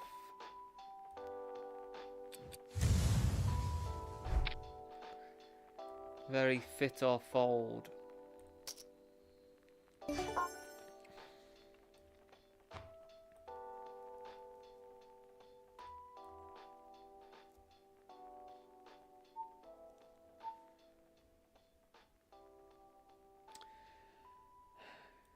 So, I feel like this would want to call here, just from some of the pre-flop stuff I've been working on. I might be wrong, and that's absolutely fine as well. But I was surprised yesterday when a hand like 7-9 would still want to call. And I guess we have to run it now as well with the flush draw.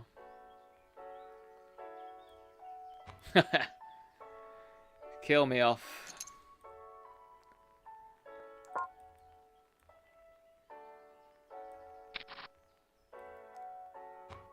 Yeah, I looked at specifically a spot with like 7-9 suited there, and I think that called. And then I was surprised to see stuff like lower suited connectors still calling at that stack depth. But I think we just have to get this one in now as well. But yeah, I could definitely be wrong there. But I will just mark that as a...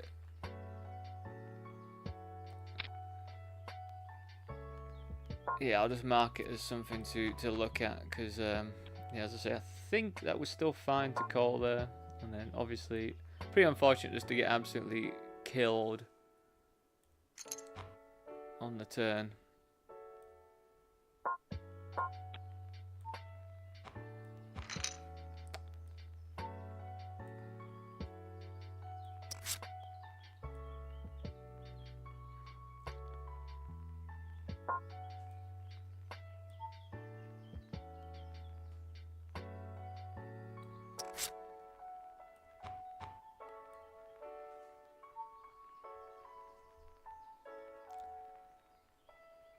And we're still surviving somehow.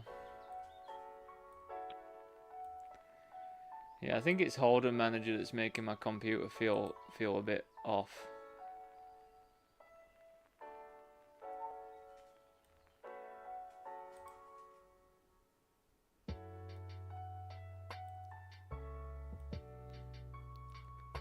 Yeah, I find Hold'em Manager to be a bit clunky.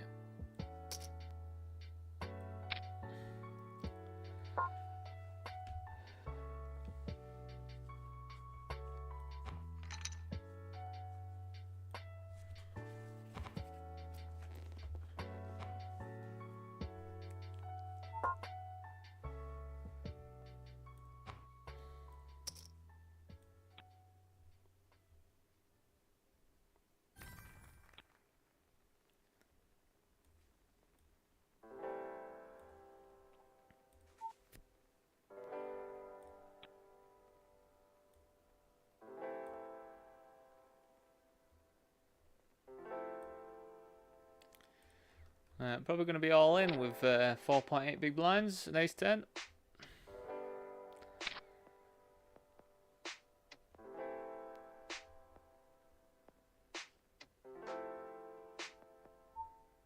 Man, I hate chopping.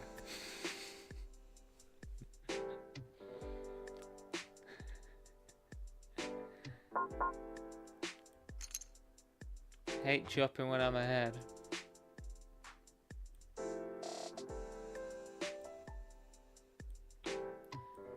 I mean, who doesn't? What another obvious statement.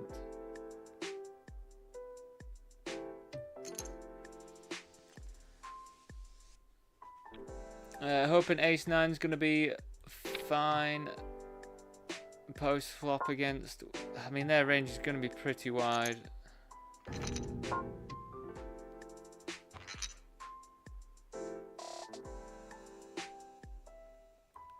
Definitely puts big blind in a weird spot if they've got something half decent.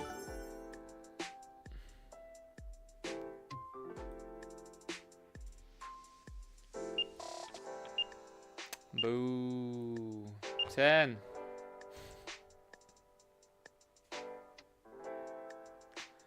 Well, GG, that's us in that one, unfortunately. We do like to see that, and we love to see the 4 pairing, because that means that they're like ace whatever that's better than ours now thinks it's even better. It'd be pretty sick if they've got ace king.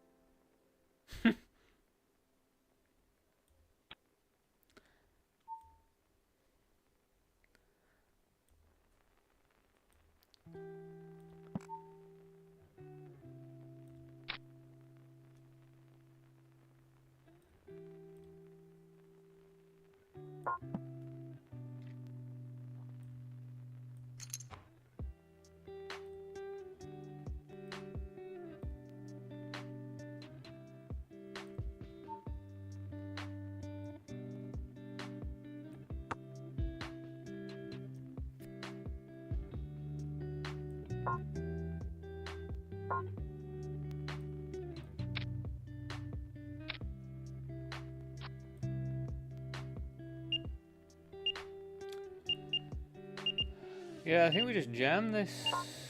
Yeah, tens, just get it in.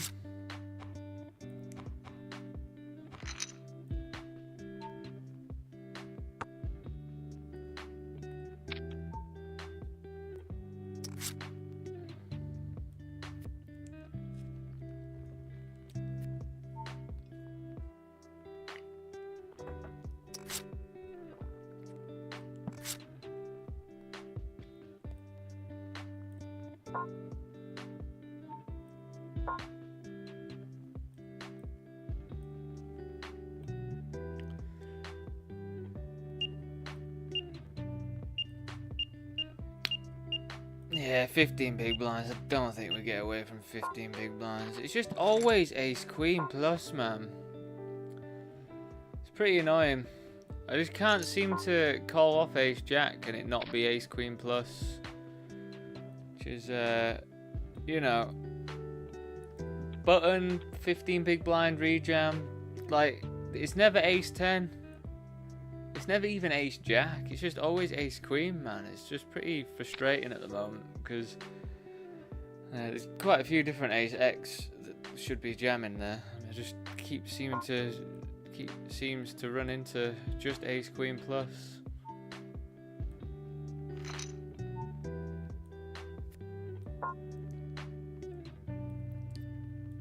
I defended.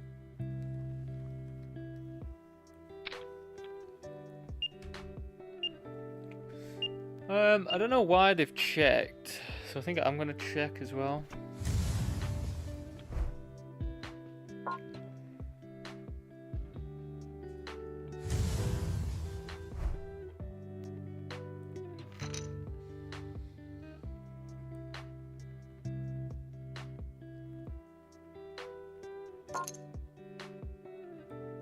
So what do we lose to?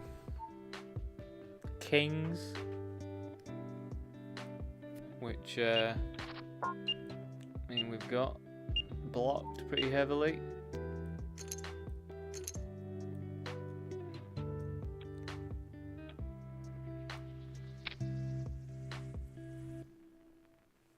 It's a pretty weird line from me, to be honest, to jam it in. Like, what on earth?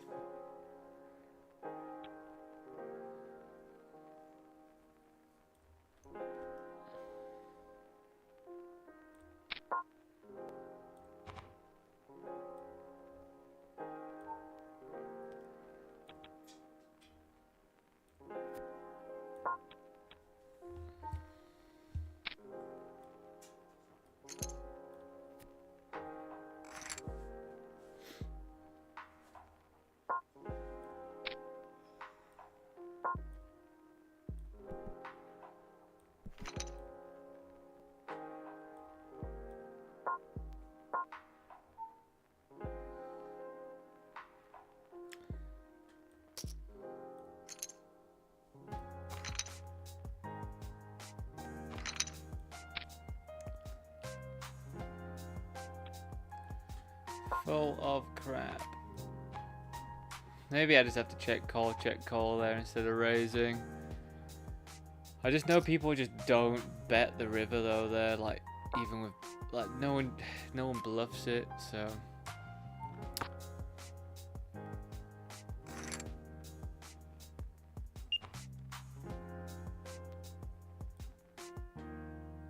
yeah, we busted out the kickoff, ace-9, lost to ace-5. But yeah, it's just one of them, isn't it, with the 15 big blind? Let me just double check the ace jack versus what their range is usually. Ace jack. Where was it?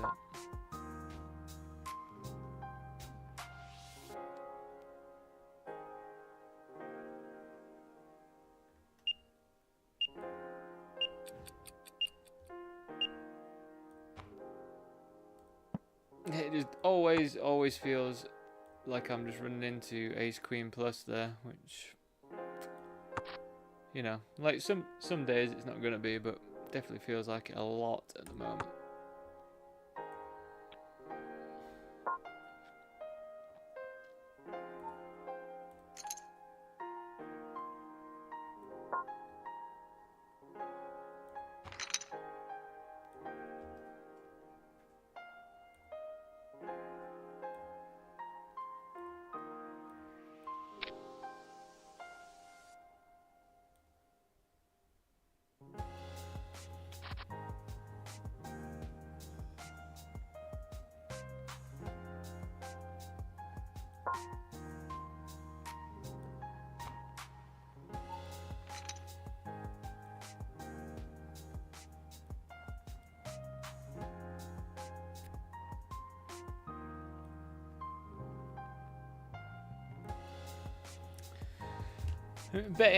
I mean, I 3-bet this. I think we're gonna bet and then check.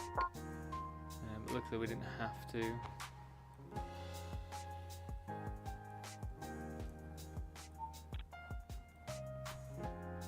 Right, and I think that's it. So I'll be back in a few minutes. Just gonna go on break, stretch my legs. So yeah, see you back in a few minutes.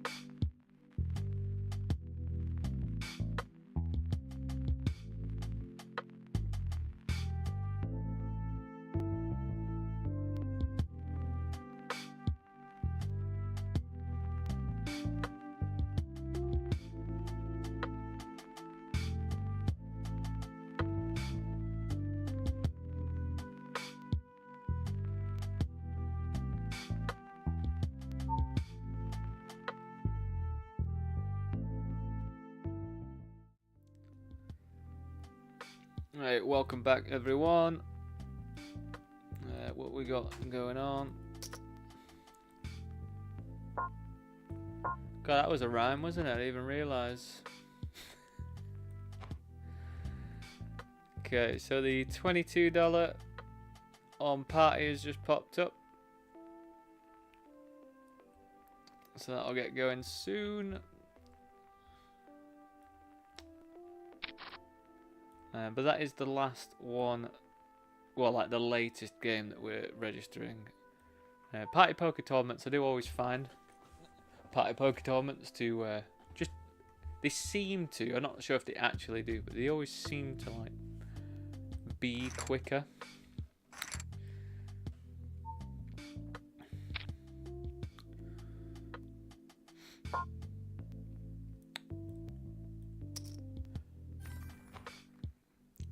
I think any size there is fine.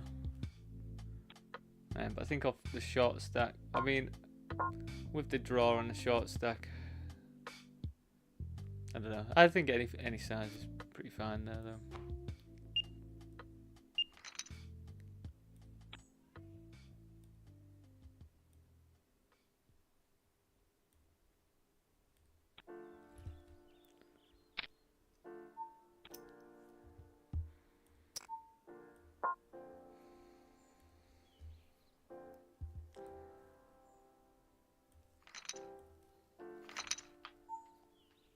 Not the colour I wanted to see.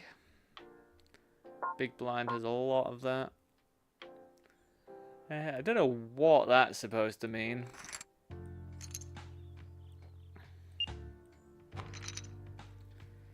But I do know what it means to me. It means I'm gonna fold.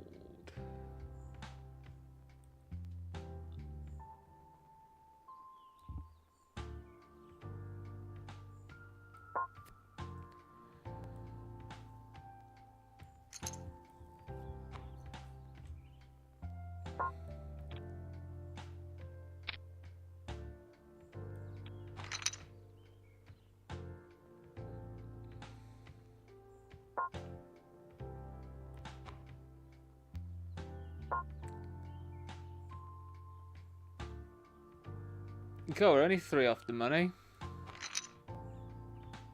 I did not realise that.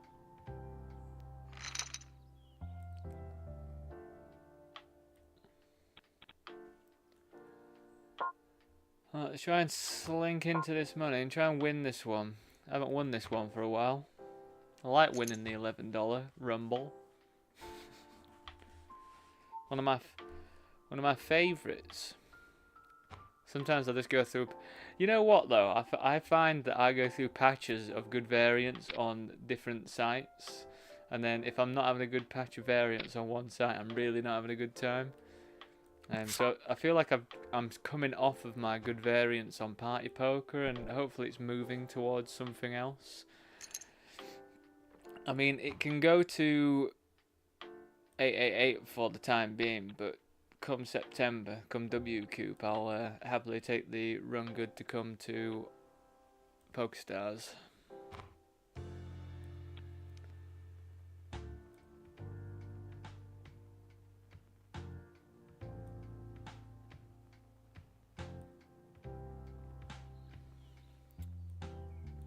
I didn't mean to show you that table, by the way. I meant to show you another one where I was all in. I had 9s for 22 big blinds, and they had queens, and we did not get there.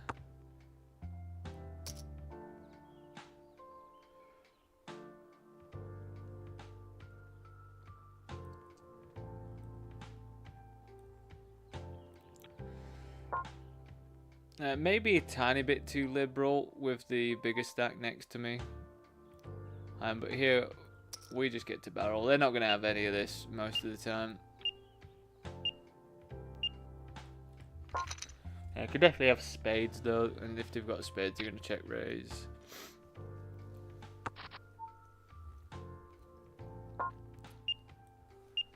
So yeah, just taking into account that logic, if they did have spades, they probably would check raise. So I think we will barrel with like 0 equity here.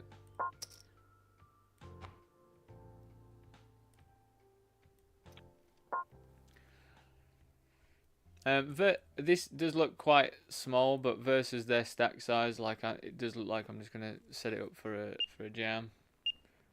Now I'm interested as to what they've continued with all the way.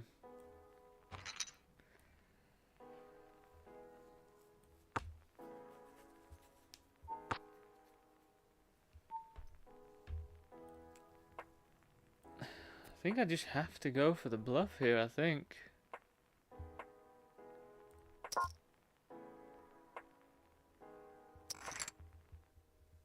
That is very unfortunate for them to hit the straight. To be honest, I wasn't expecting them to be playing something like 6-4 there now anyway, so fair enough.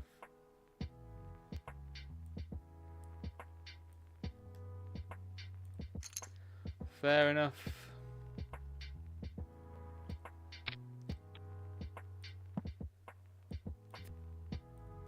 Yeah, I think we got unfortunate there. The fact that they're defending 6-4 off of that stack size, 6-4 off, and the fact that the spades came in on the turn and they had a spade, and then obviously the fact that the 5 came, and I just really did not expect them to have 6-4 off there at that point, but maybe, yeah, I could definitely be wrong in my thinking as to them not supposed to have that there.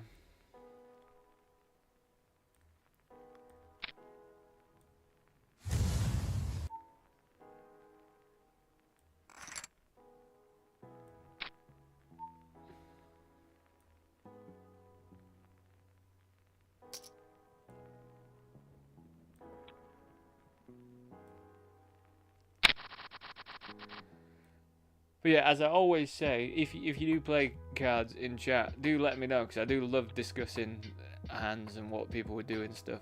Like, it's very good for us all, if we are all poker players, to discuss stuff, give opinions. Just because if you've got logic and your logic sort of makes sense, then that should make sense as a player as well, like most of the time.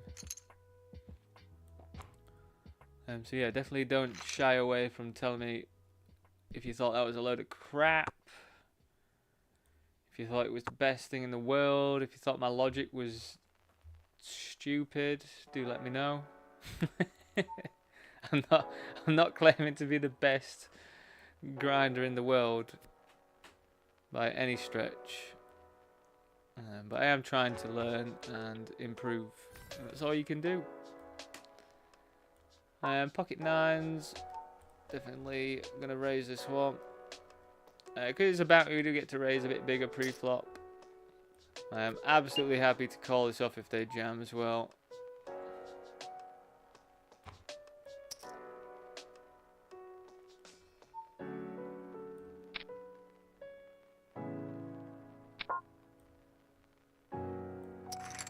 Pretty lovely spot for a set of sevens there.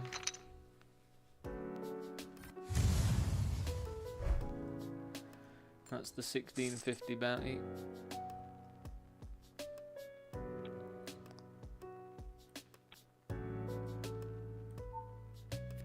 Yeah, wish me luck. Oh god.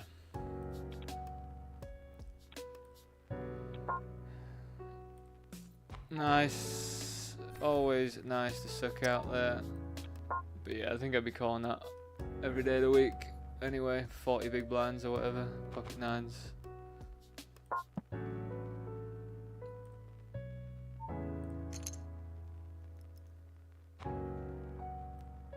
Unfortunate for them, of course.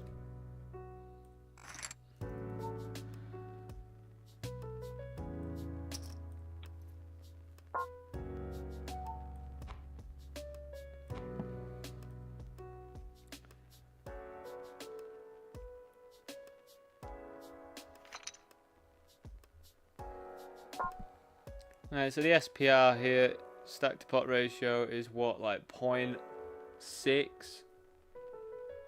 or something? So any ace, we're just ripping it in here. If they've got a piece of this, then fair play.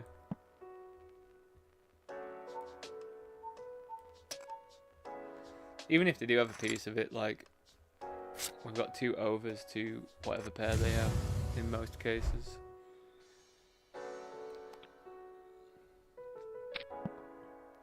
Interesting decision by them to flat that and then just fold. I wonder what they would actually have there.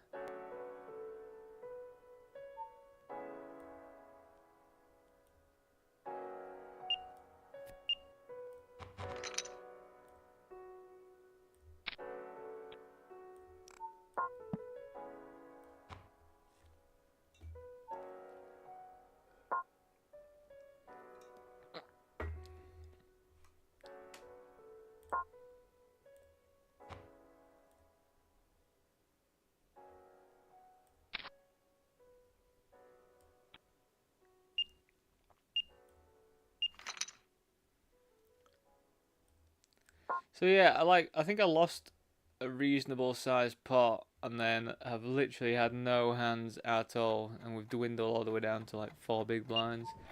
But yeah, I've discovered yesterday when I was doing a bit more like pre-flop PKO stuff that you can still flat like super duper short. I think we just jam with an open ender here. But yeah, you can like way shorter. Like there was flats off like 5 big blinds.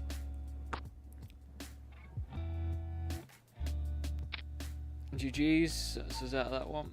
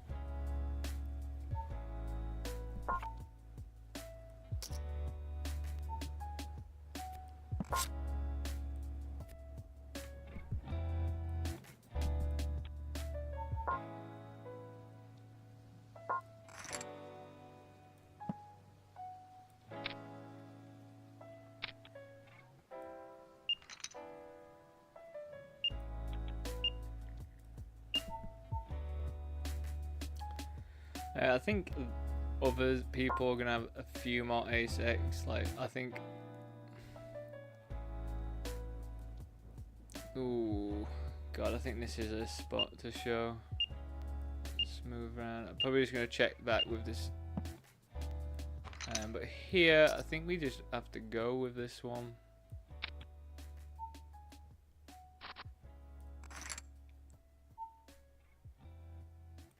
Nice. That is a good result. So I had my thing in chips then. I know some people like seeing stuff in chips, but you're not going to see that with me all that often, only when I'm trying to work stuff out. Like starting stacks and things like that.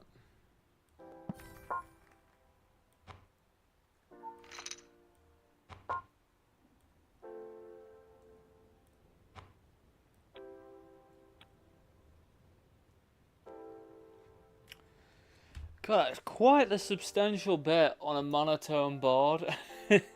Like, what on earth? Like, I don't think that's a thing, so I don't know what to do when that's not a thing sometimes. Like, is that just ultra strong? Is it just a vulnerable flush that wants to just get it in? That's interesting. Yeah, but I definitely don't think that's a thing usually.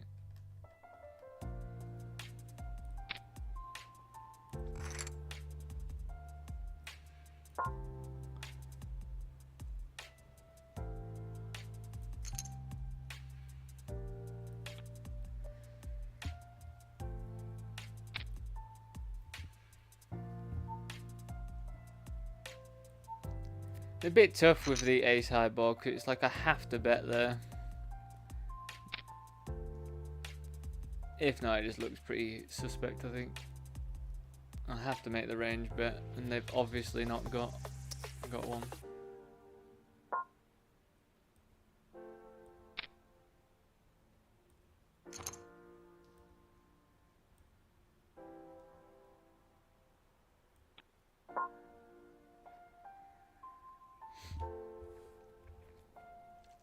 We don't cover them, so I think we're going to lean towards folding more than calling there.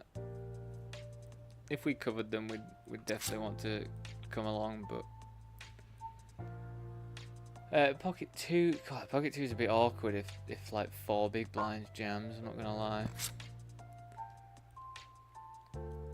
Like I'd probably still raise call off 7 big blinds with pocket twos, even though at this stage it seems a bit gross.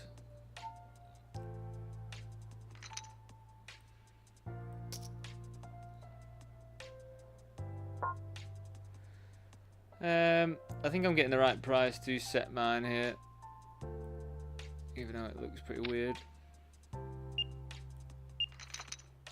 God, it's gonna be the spot, isn't it?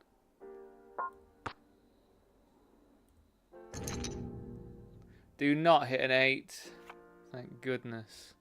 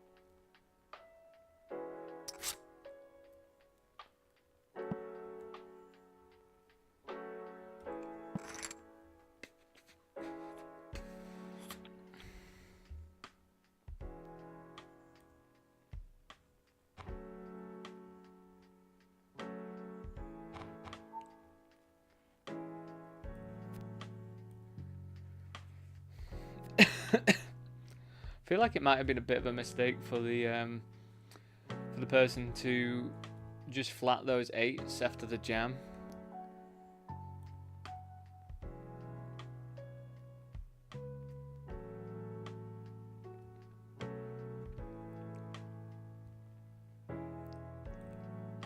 Or jam after the flop.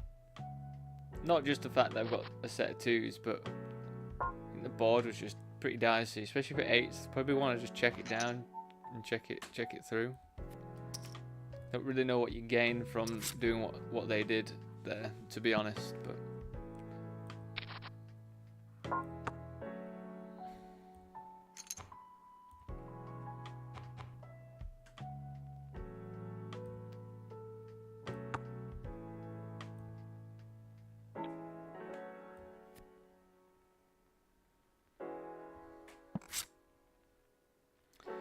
jam it in, jam it in, jam it in.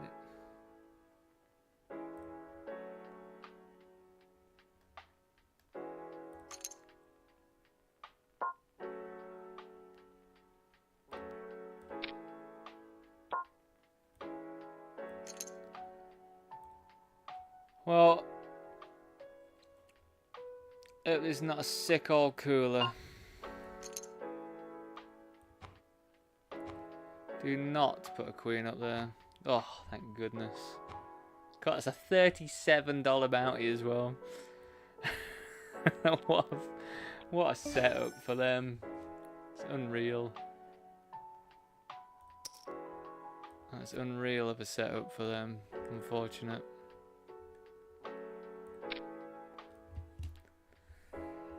But we will take it, that is for certain.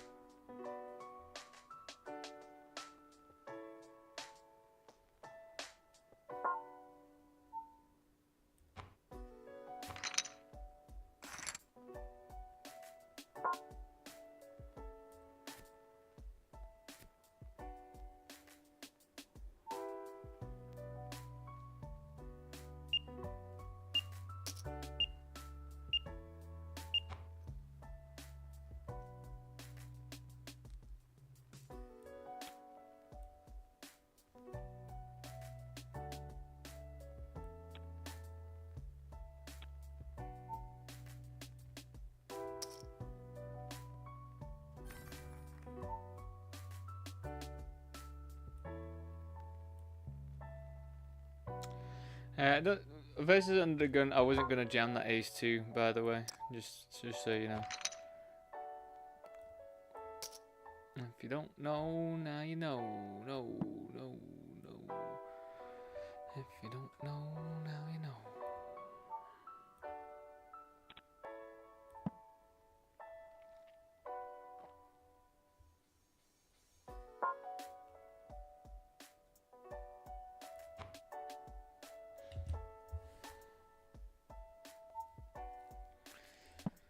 Well, we will check.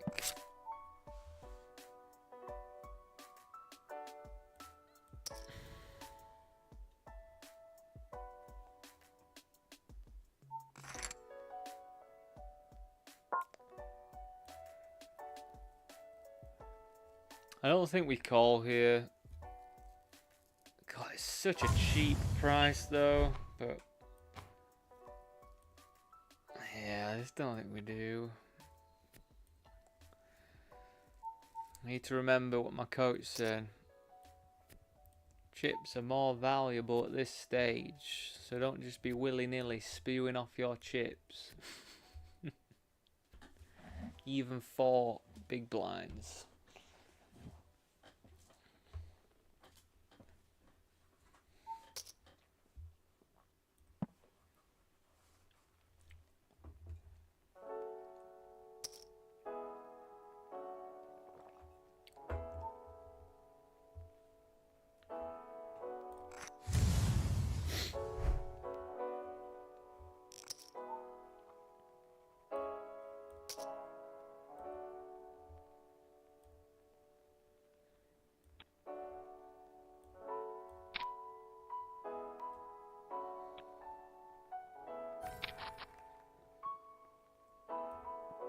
Right, team, I guess I'm going to just keep the main focus on this table. Just because I've got 13 left. I think we're going to do a lot of flatting, especially with this person in the mix.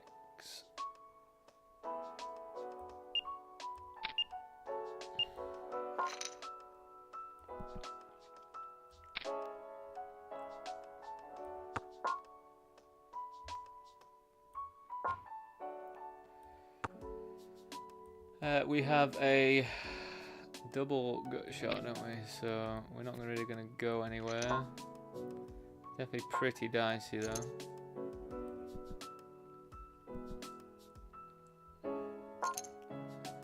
I think I'm just going to get rid, to be honest. We're only drawing to like 4 cards, aren't we? We're drawing to a King of clubs or hearts and an 8 of clubs or hearts, so don't think we're really getting. I mean, it was a cheap price, but it seemed a bit ambitious of a draw.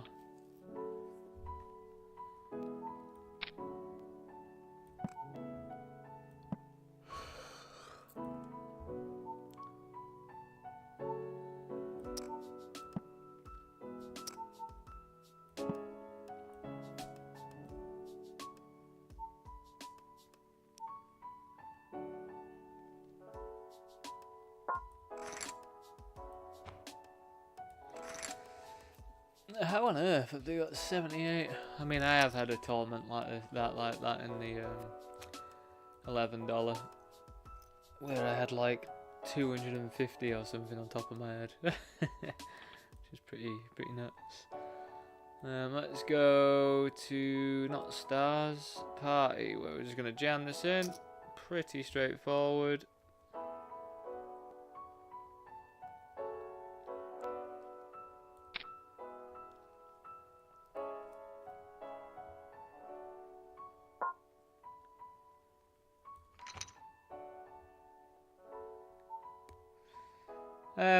Not a fan of Queen 4 as a call there.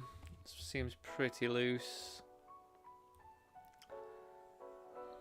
I'm not sure if it is or not a call. I don't think you can go wrong calling much, to be honest, but definitely don't love it.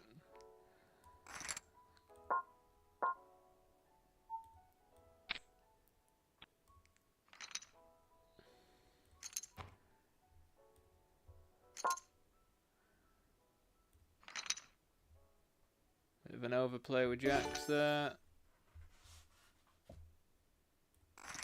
I think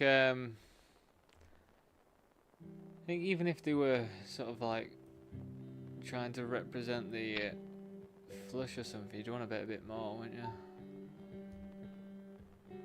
Very good, very nice.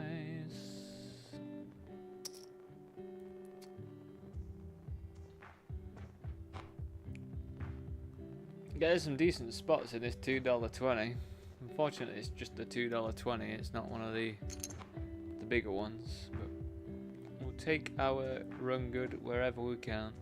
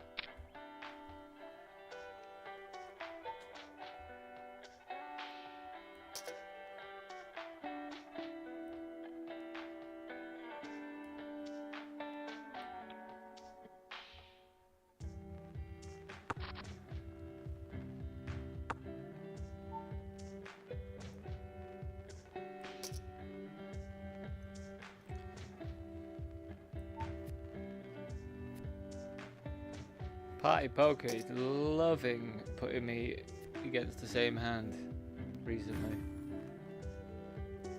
So frequently.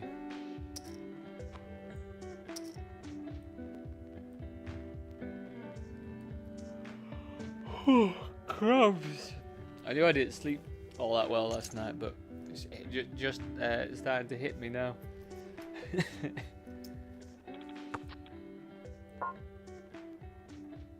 Oh, that is a very interesting spot here. We would limp all of our range here. Literally everything wants to be limped. Unfortunately, we don't have a stronger hand, but it's nice to be suited.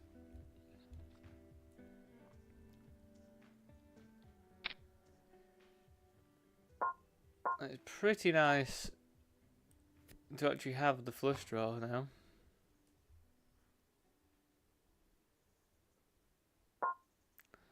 So we don't really need to battle or anything. We kind of just want to check and hopefully get there. If we don't get there, and it's fine. We're not going to push anybody off a pair or anything. So there's no point bluffing or anything like that. This is pretty ideal though.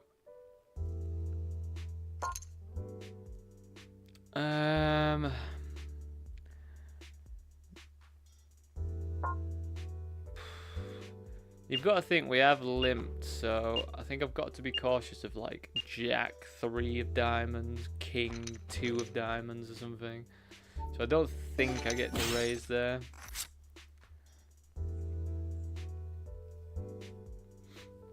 But very nice to take that one down.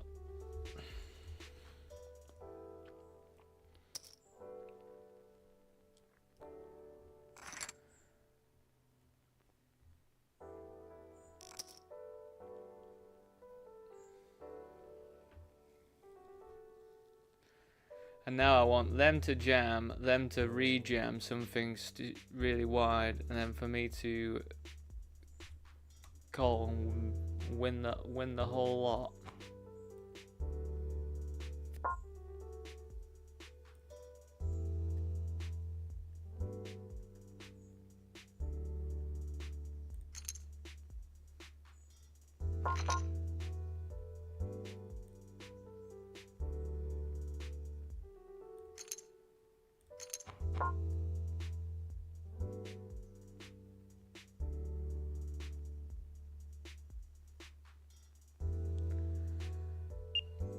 I feel like I still want to barrel, but small.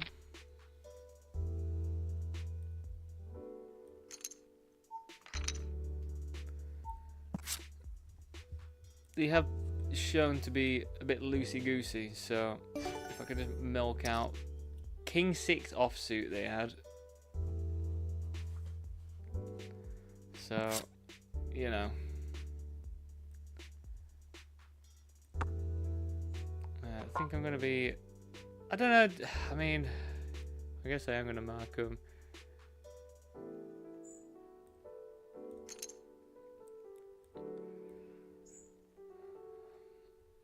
I don't know why I haven't got Brunson's kid as marked as orange. I play with them quite frequently. Alright, so I don't really want to overplay this 9, so I will start with a check. It's not very strong at the end of the day.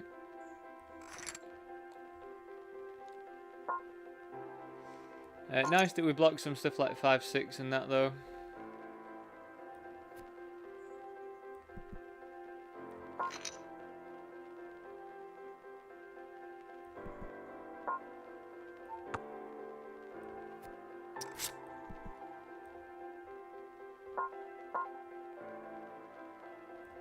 And then I guess we just go for a block.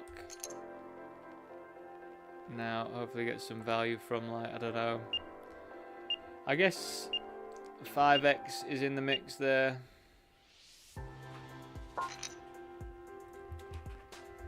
So, yeah, it could definitely get raised here as well, I think, sometimes. But we would fold that time if we got raised, I would say.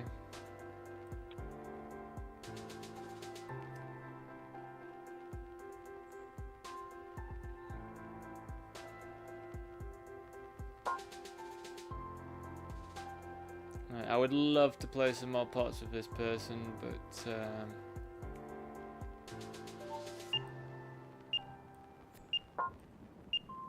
I kind of want to exploitatively 3-bet them.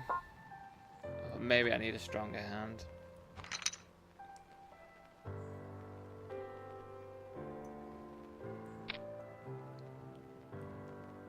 I just feel like I could 3-bet them, and if I didn't hit anything, I could just check, and they would also just check.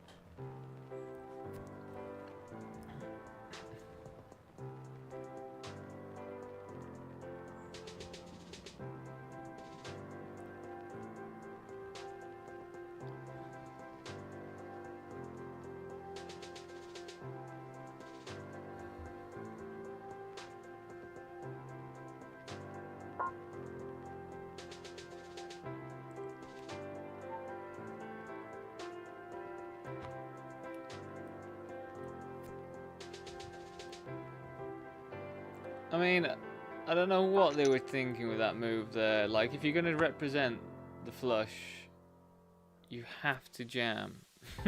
Like, you have to jam. Yeah, I guess we will limp along with this stack here. Looks pretty loose, but unless someone rejams, which I don't think they're doing. Maybe they pop it up now, but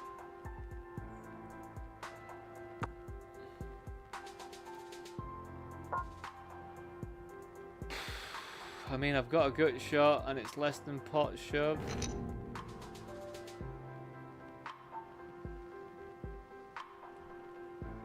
Well, I take out their bounty. So I think I win their bounty, which was like $30 odd. It's pretty insane, to be honest. What's going on?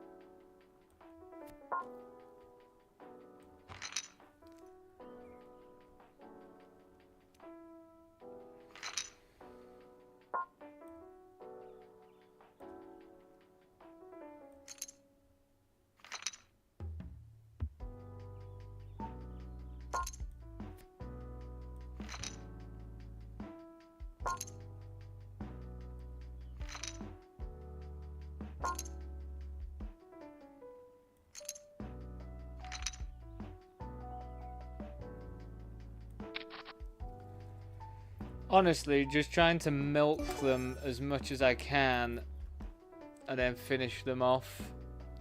There was a good chance that they could limp call 9x there as well, so I was a bit apprehensive. Like, they have shown to be a tiny bit wide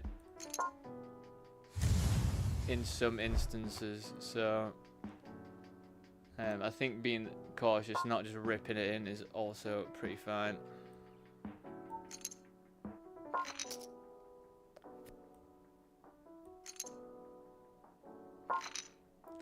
Unfortunate not to get there, but I was trying to just bet small. No way am I winning that pot. What on earth?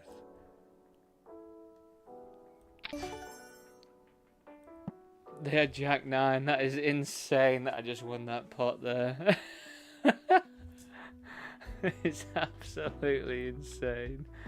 How on earth do I win that pot there?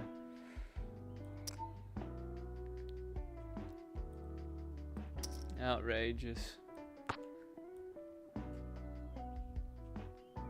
We put ourselves in a really good spot. I kind of want to stay on this table before the final table.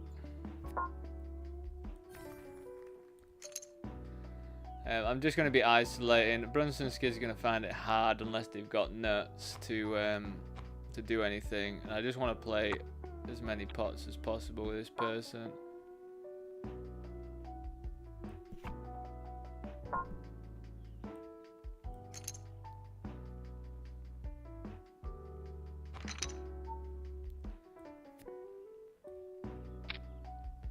Let's whittle them down. I get ace king. It's absolutely unreal. Jam.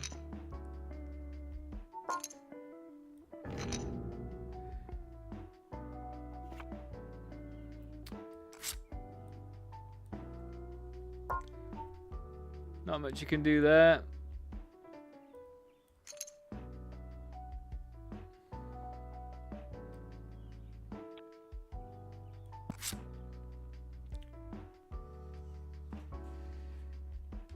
Here's a $78 bounty though. It's quite the chunky thing.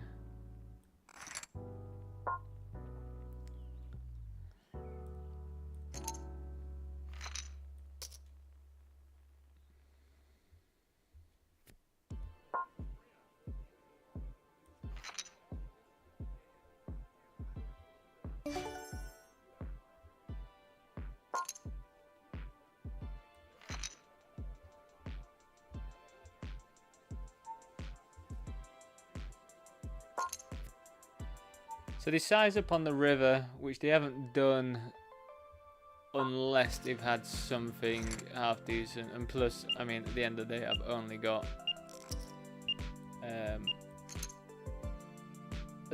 pair of twos.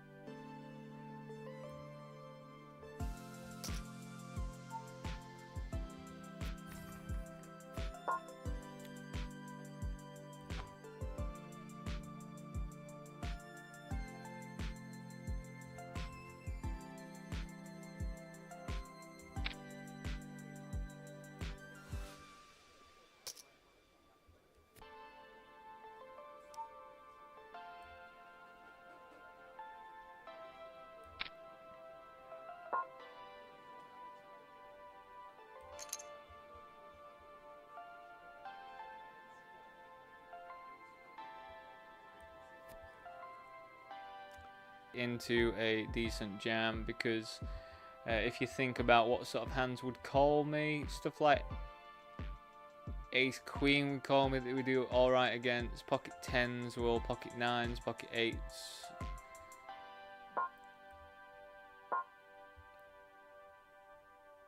Nice. Yeah, as I say, there's quite a few things that we do well against when we jam there, as opposed to something like 5s where not that much good stuff happens when we get called.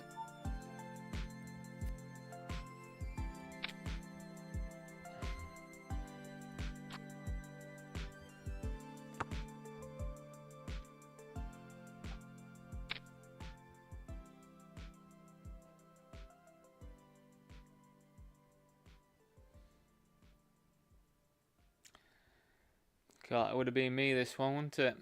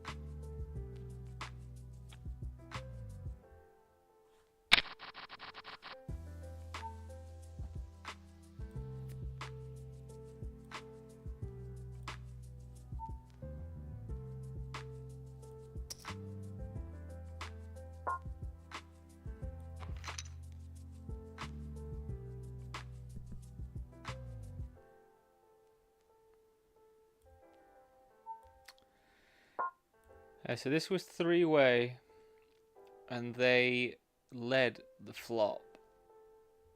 So now I'm kind of unsure as to what I want to do with the straight now that I've got it.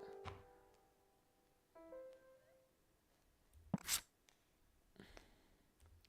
feel like with the flush on board, I wouldn't really like to bet, get check raised, have to call, and then get jammed on. But now we will go for a raise, and then if we do get jammed on, we'll probably have to fold it.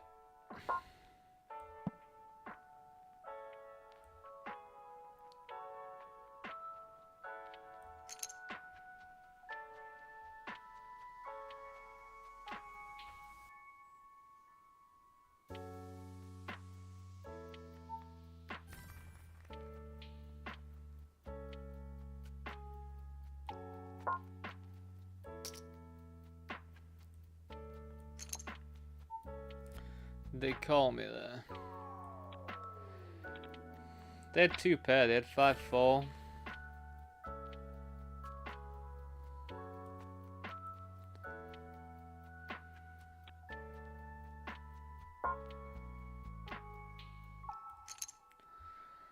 I'm just gonna open because it's really not much to call off for $10.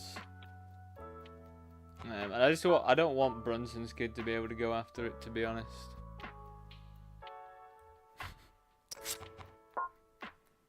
I just feel like if I'm raising, then they all have to fold anyway. So this is definitely not what I've been learning, but I think it's just an adjustment to make. Like, I can bet this, and they're probably going to fold quite frequently. It's just like when you sort of feel the flow of the game. It sounds very hippy dippy do that, doesn't it? The energy of the table. But you know, sometimes you've got to Got to think a bit like that as well. Like, sometimes if you just don't feel right about a spot, then just don't take the spot, you know? There's so many times that I don't feel right about the spot, and I know that I have to theoretically take the spot, and I absolutely hate it, and then I end up losing. I'm like, God. I feel like I wanted to not take that spot. God, what a table draw. It's pretty fantastic, the amount of chips I've got compared to them. So I think we'll just be flat in ace queen here. Once this queen's going to have to be rather tight. So I don't really want to be 3-betting against them. I think with the king on board, I don't even want to come along, because if I hit an ace, they definitely could have something like ace king or something that I'm already just dead to. So I think we just fold this one out there.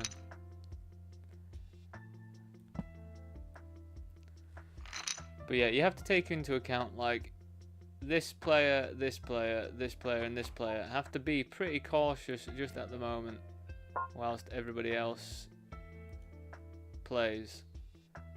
But I do get to go a bit wild here, and especially with hands that play nicely post flop.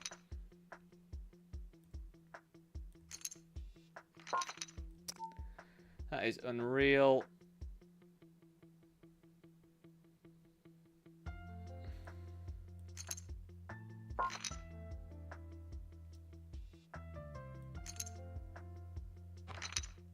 Call it off.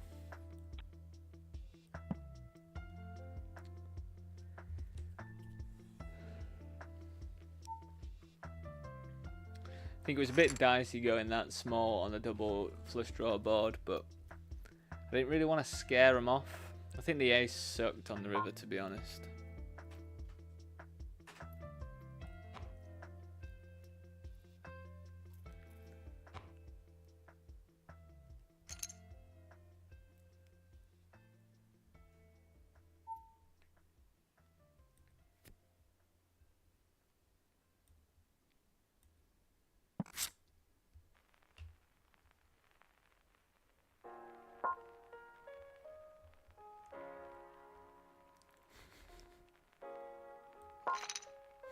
It's hilarious how the short stacks just wake up with top.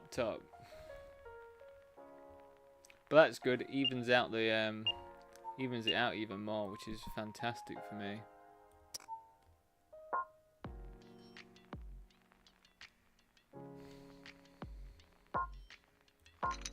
God, I wish I could go for this, but I think these lot are gonna find it difficult to go for it as well. Anyway, you have to be pretty nutted to be able to go for it, I think.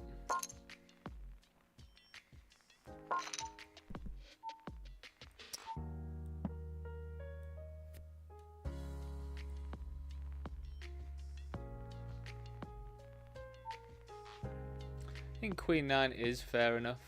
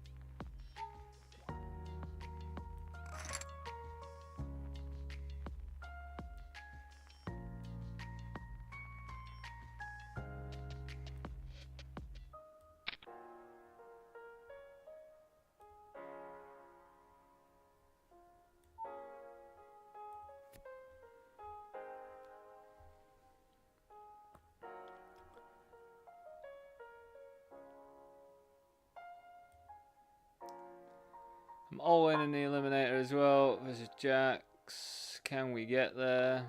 Can we get there? No, we can't. GG's. Alright, so we hit top set, which is fantastic. So we'll check this back. And we'll bet a quarter. Hoping they come along, but they don't. Give me that $78 bounty, man.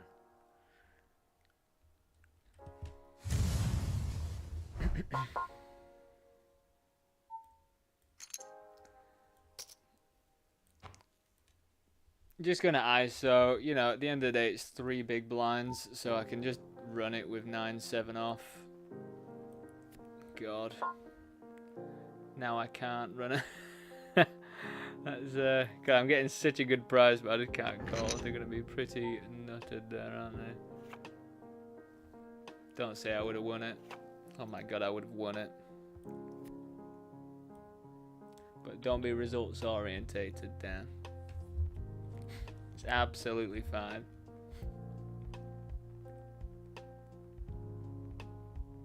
Absolutely fine.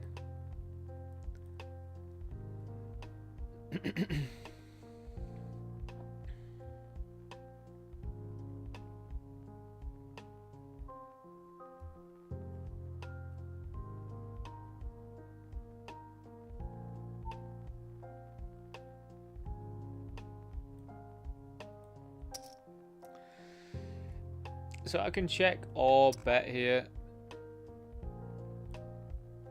Now I can go pretty polarized.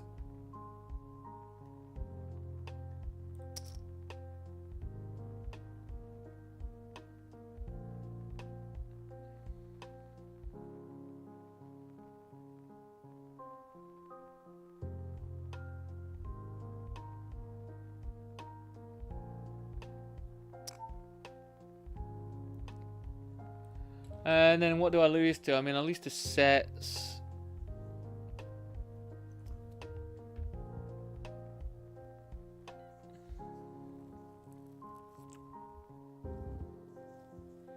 King Jack would be pretty sick because we block it.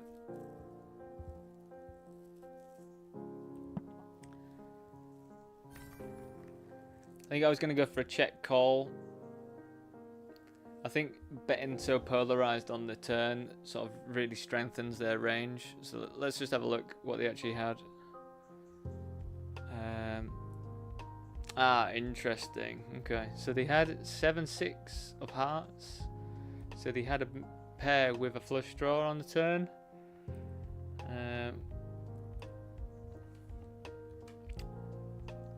Honestly, feel like... God, I wish it would show big blinds pre-flop.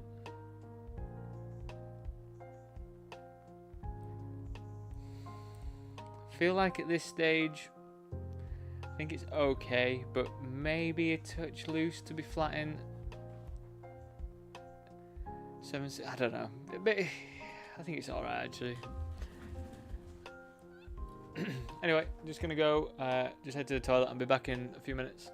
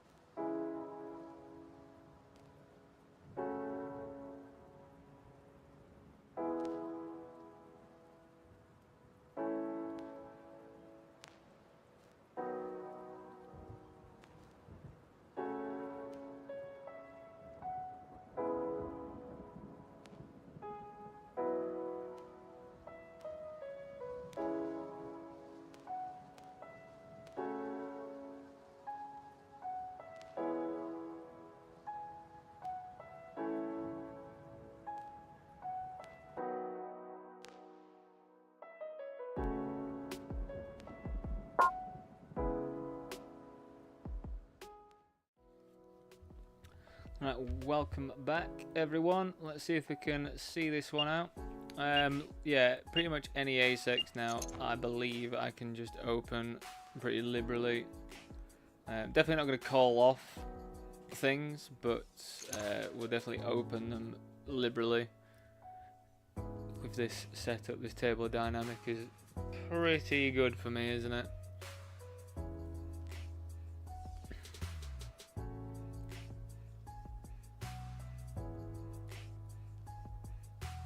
But yeah, this is just never going to be a good call if I called ace-3 off here.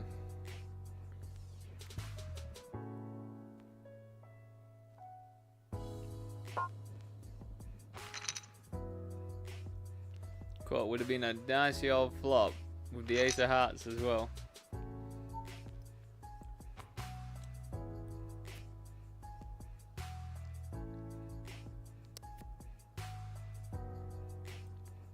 Yeah, so also if you want to know what payouts are, so it's like $175 for first. I've currently got $57 in bounties.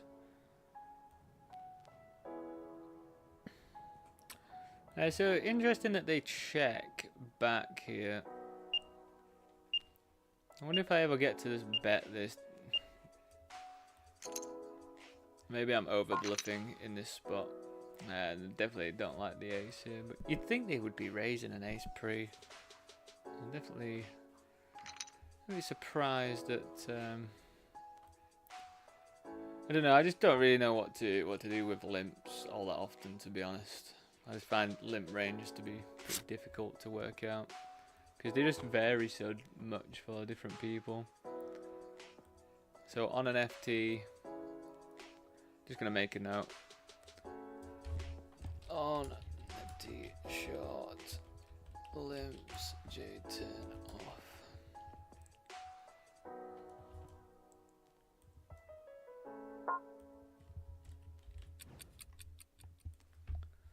It's always good to make notes of things like that, especially when you're sort of like honing a bit more on what their limp range is, especially on an FT.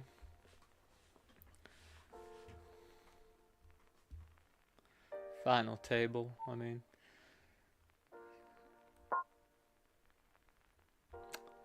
I think I definitely want to isolate. I don't really want these two to come in all that much.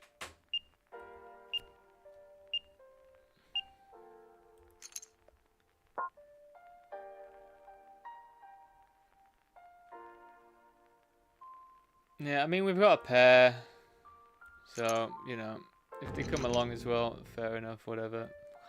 Very surprised to see jacks there. But yeah, not really much I can do there if I'm just going to isolate and hit a 5.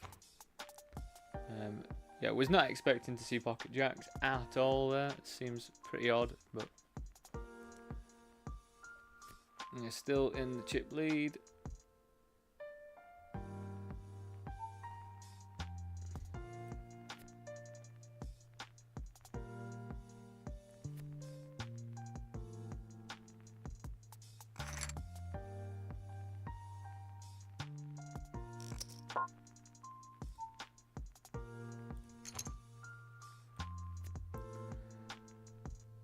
Nice to actually have a hand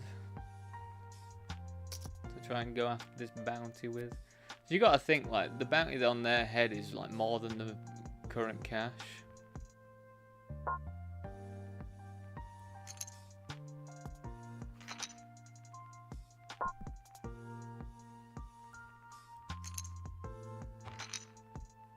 What do they call with and then just give up? It's so annoying.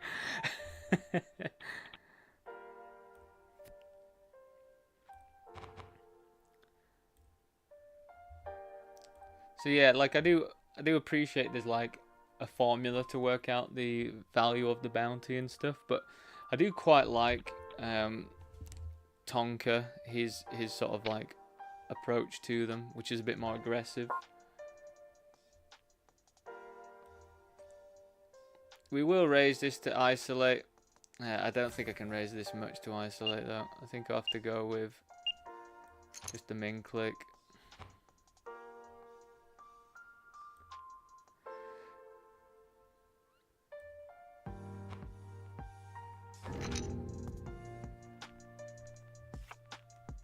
Where's that 3?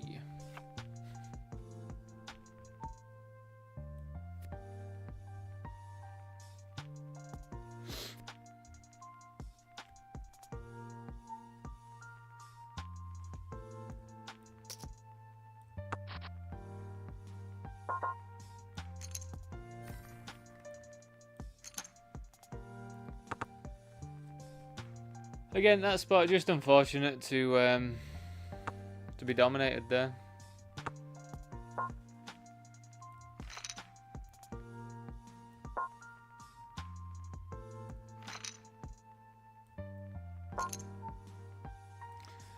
And yeah, if they've got spades, fair play to them.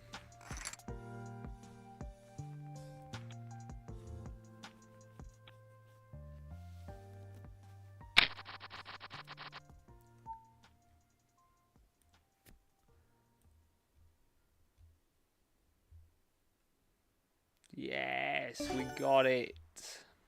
That is what we wanted. That is a fat old bounty there.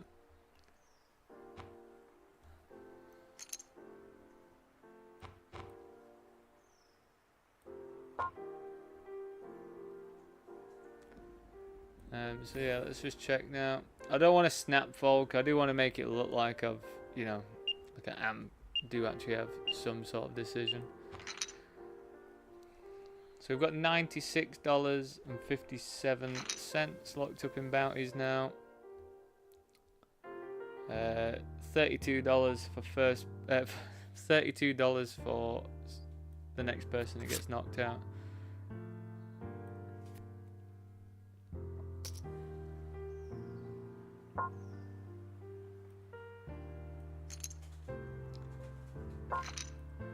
So we worked out they have Jack 10 as limps.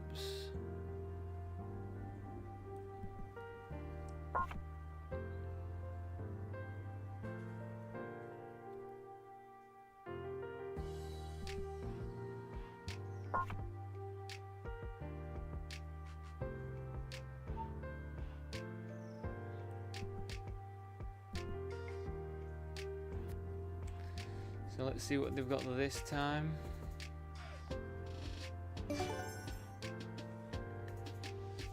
King Jack. They could have definitely raised that.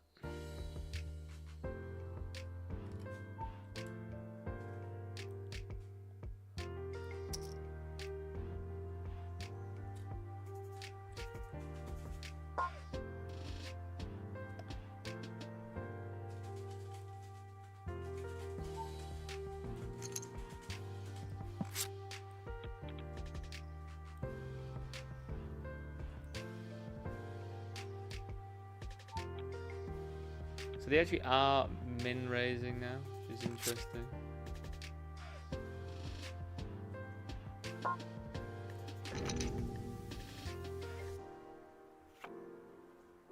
Literally 1/8 that they can hit, which is fantastic news for us. That's another $11 in the bank. I think we've got about $100 in bounties now, just over $100 in bounties. So far, this is as good as a final table could go. You come on as the big stack, no one's even near you at all. Unreal. I get to open like a stupid idiot.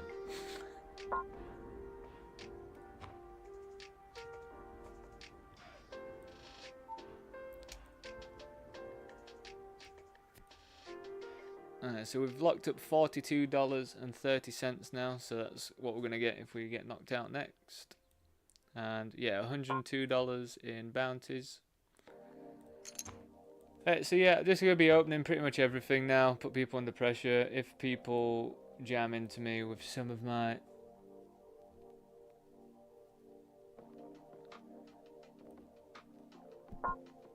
Just the 950, yeah.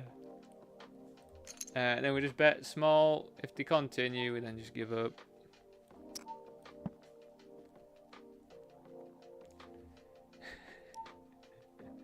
He was wanting to give me all the chips all the way through, Jack. They were trying to, really hard.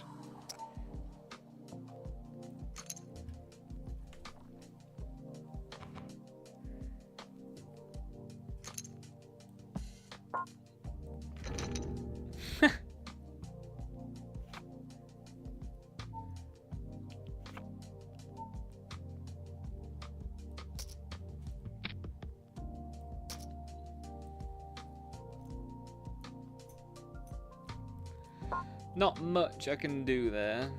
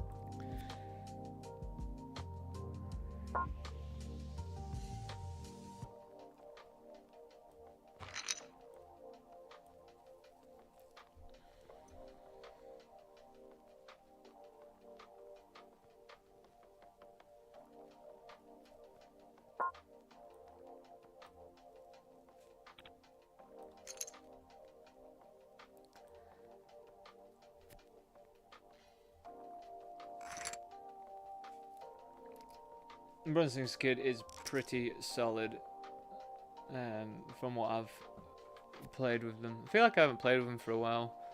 But with the new 888 update that they had, I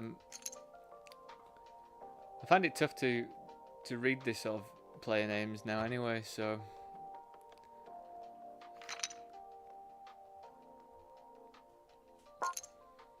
That is a really, really weird play.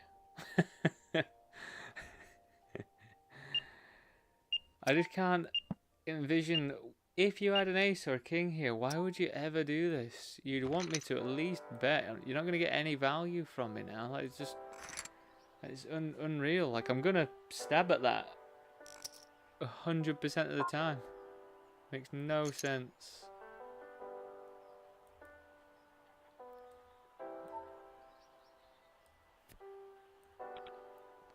There's literally no reason why you would jam there.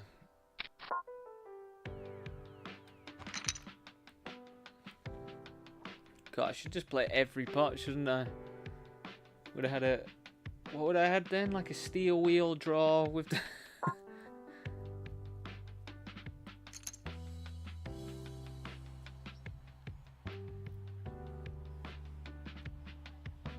Can you do it, Jack? Have you got the ability?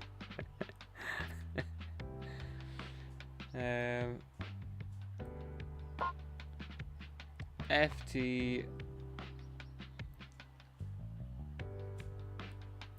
Let me do it.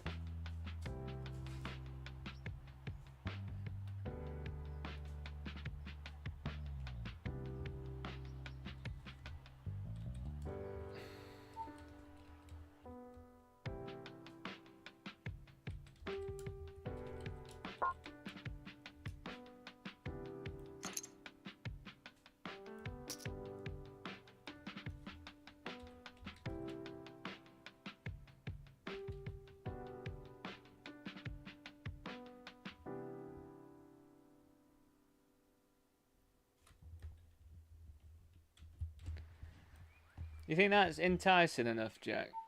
This title?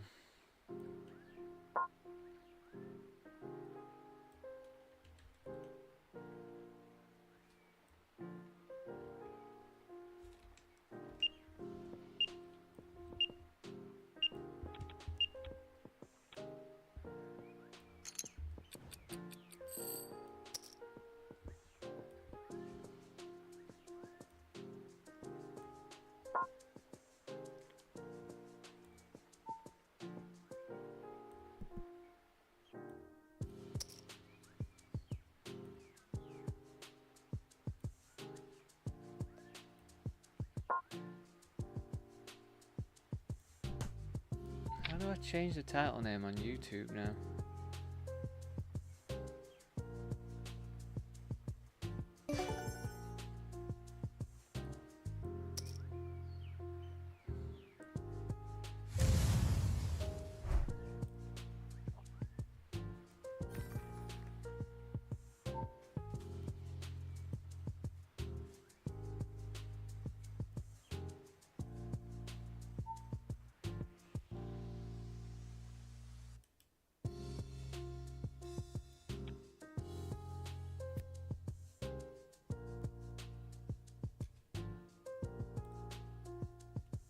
Oh, I have to go to YouTube Studio, don't I?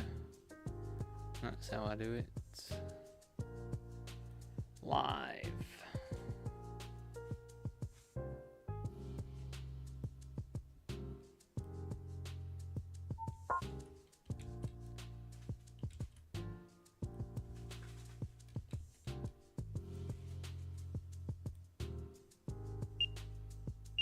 What on earth?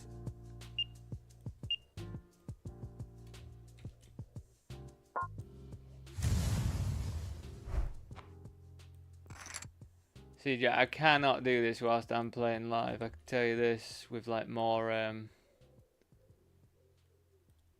tables going. How does everyone else do it? Jack 10, I think we just go for the jam here. Absolutely do not mind if any of these call it off. It's absolutely fine too, and I think it's better to jam here than just raise. As if... Can we hold? Can we hold? Yes. That is unbelievably unfortunate for them.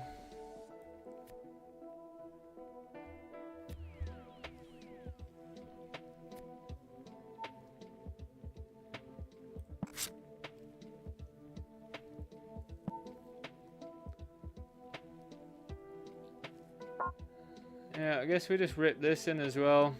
Just hope that the big blind doesn't wake up with anything.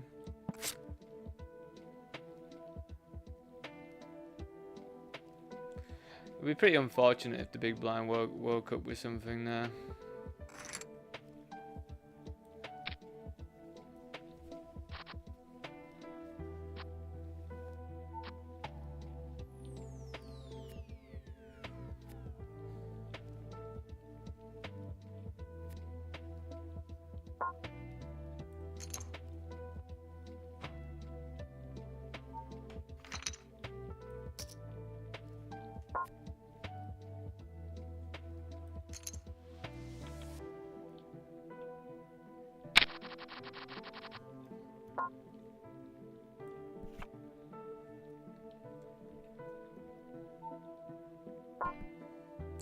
I don't know if I want to bet here. Like, I've got enough showdown value, I think, with the king.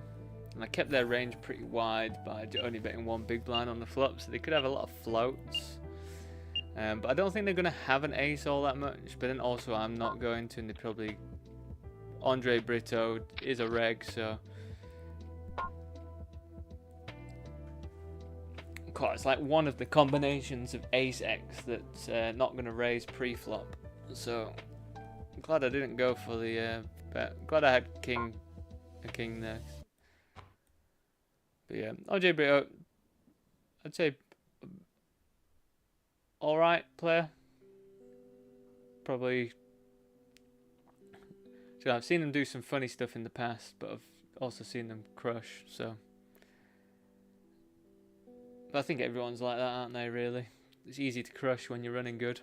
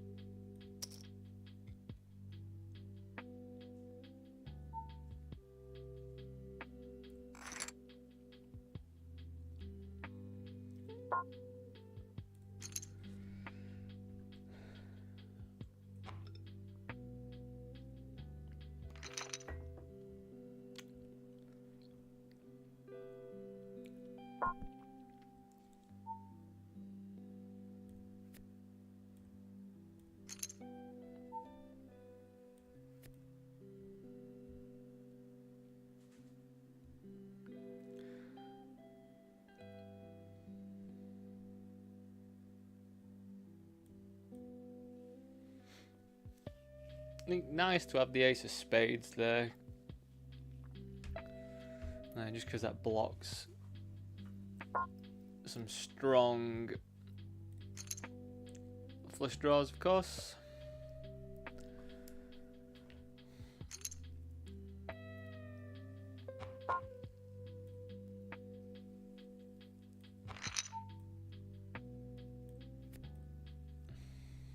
I feel like I am being allowed to get away with some wide opens, to be honest.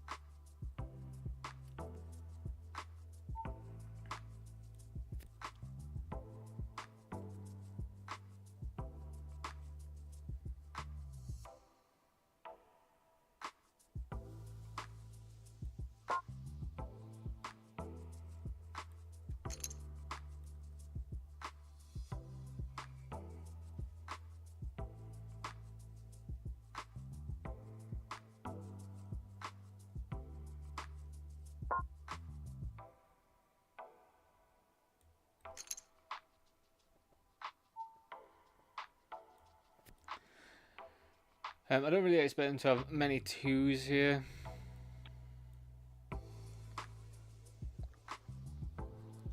I think I'd have much more twos in that scenario there. It's funny with the ICM stuff because it just flips it around quite a bit. Like usually they'd have way more twos than me.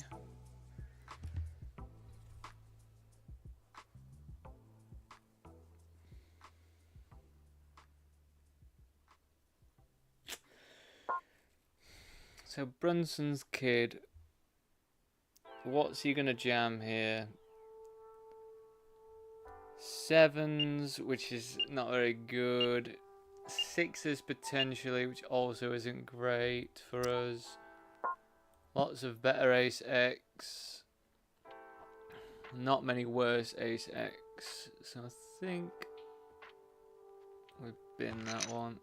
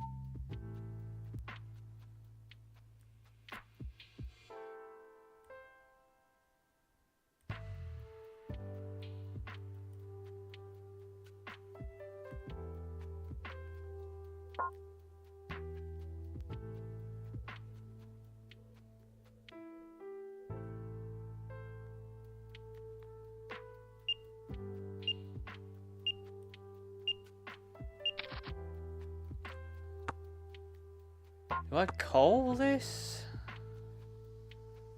3.7 to it. That is an odd spot. I guess I do call along and see.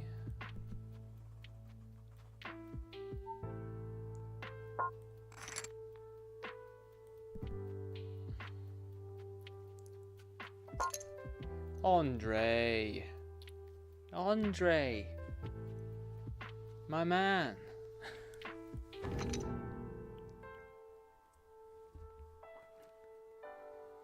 Queen deuce off. See what I mean?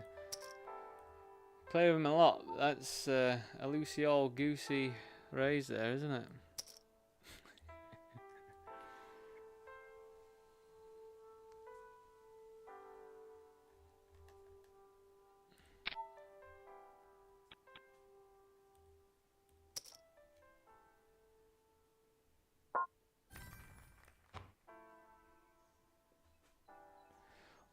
Loosey, gaga goosey.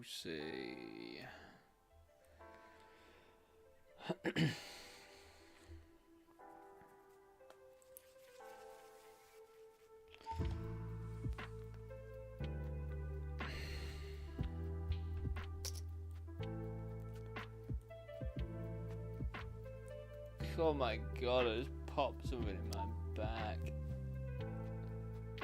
Oh.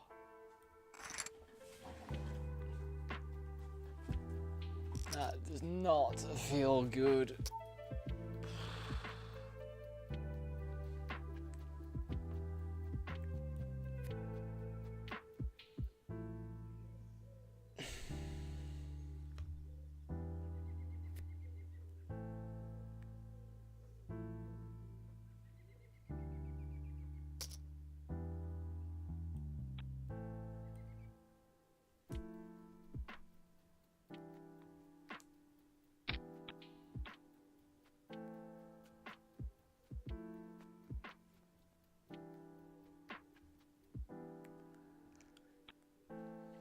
Nice that everyone's evening each other out though. Means I can definitely put a bit more pressure on. Whilst that looks a bit unintuitive, like it does actually help me out quite a lot. What do I want to do with Jack 7? Probably call in position and just see.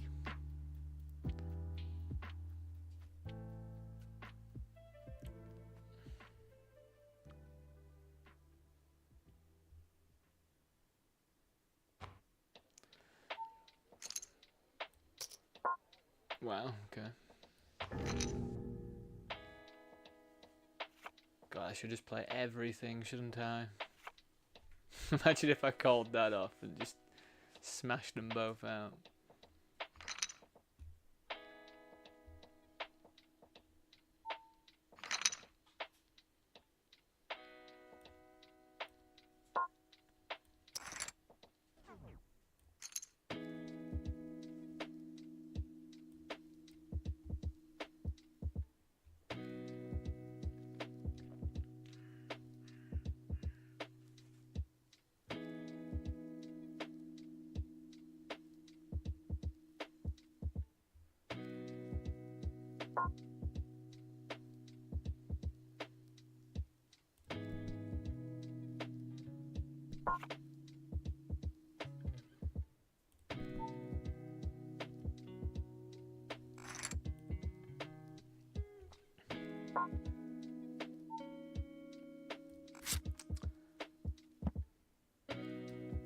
I think if I just block here, I don't really expect to have an ace all that often, but I do expect him to have a 10 pretty frequently. Yeah, of course. But I think that's better than checking and then wanting to decide.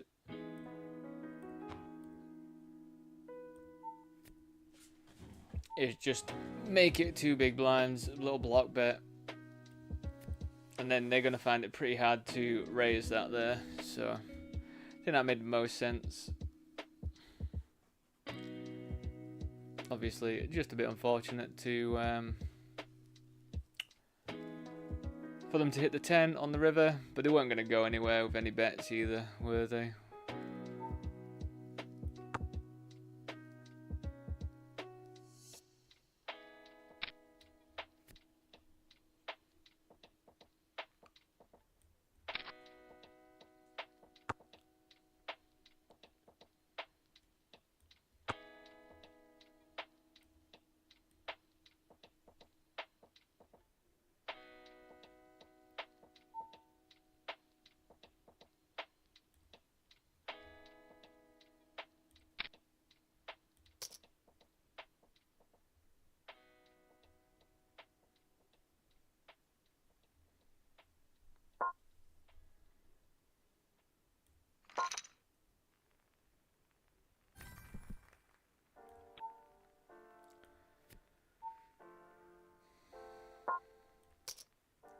We'll check call 1.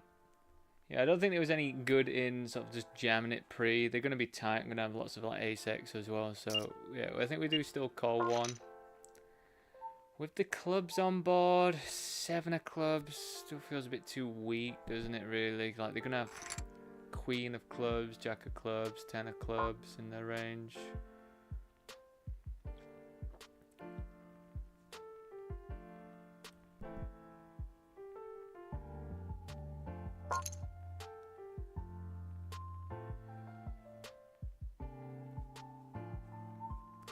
What on earth does this mean? What are they trying to say? Like just a weak ace or a weak king or something?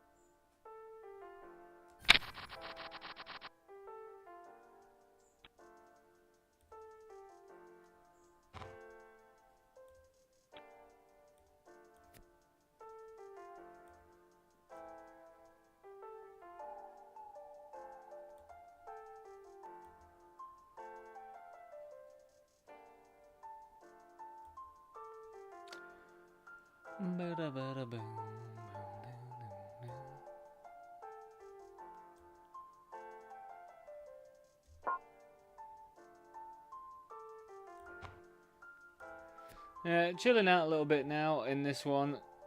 Don't need to go all that wild now, I don't think.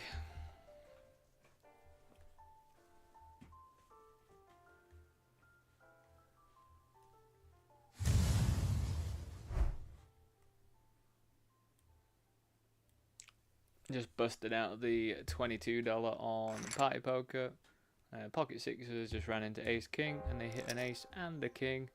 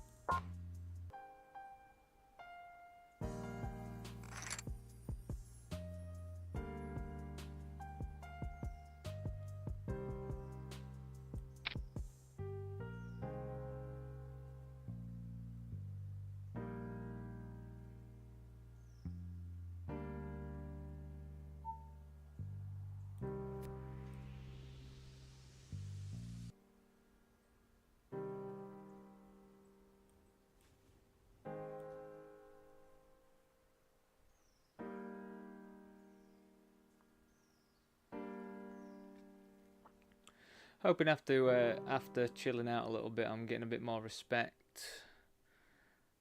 Thank you for the respect, everyone. Thank you very much. Thank you very, very much. Do I want to play 8-7 off?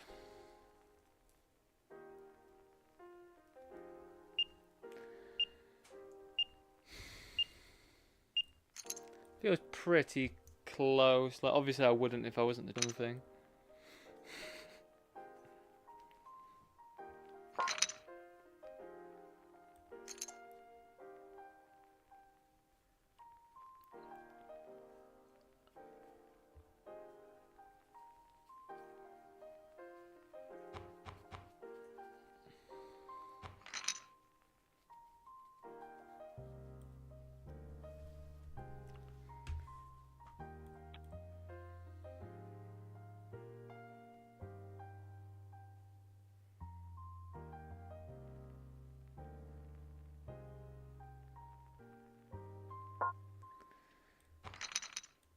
Four 3 off way too weak now, even though I cover. I mean, like, I guess there is an argument to peel as well when you cover, but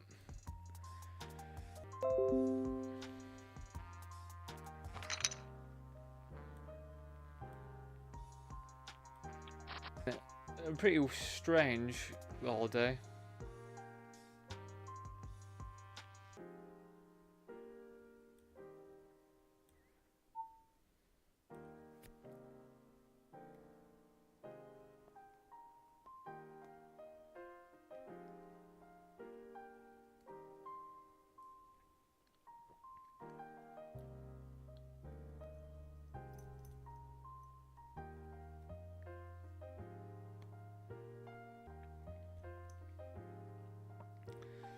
So with 5th place, what are we guaranteed? $51.70. And we have $116.89 locked up in bounties. But yeah, we'd like to take it down 170. We'll have to snap this one off if they jam. I think we still just jam on them, to be honest. At the end of the day, it's 7 big blinds, so I don't think we can really go wrong either way. But I guess in that sense, we get to generate some folds somehow, so that's fine.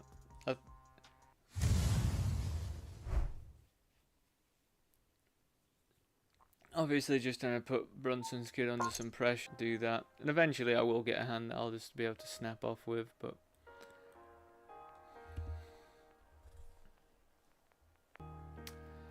But I think I might be wrong about my, and people are supposed to fold still some part of the range. So maybe I'll start doing that, because maybe Brunson's kid knows that.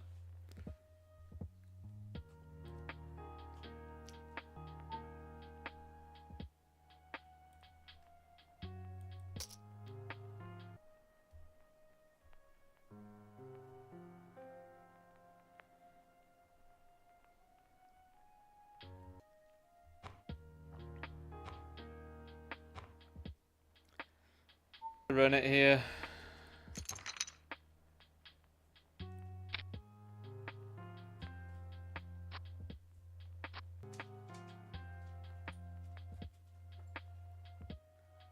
Yep, Anderson. You alright, mate?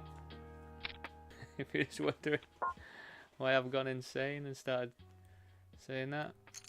Anderson's kids does anything here. Especially when I've got an ace blocker. I mean, anything that they do is going to look pretty strong. Can we hold? That's the question. We got a lot of outs. Nice. And then there were 4.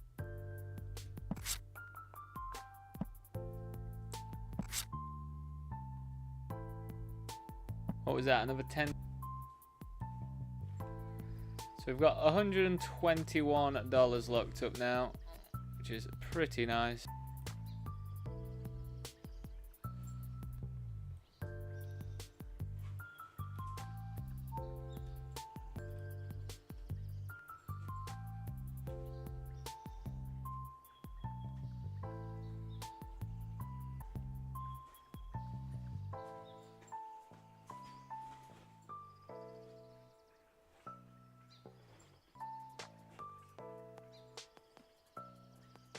You alright there, Andy? Andy, are you okay there? What are you doing? You okay?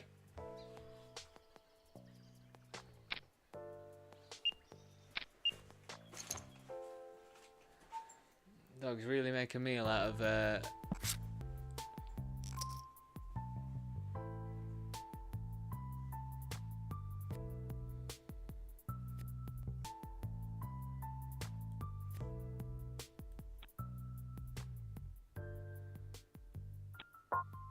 absolute trash here, unfortunately. Glad to get that one through, but I can't be checking that back. Let's see how he responds to a 2 big blind raise.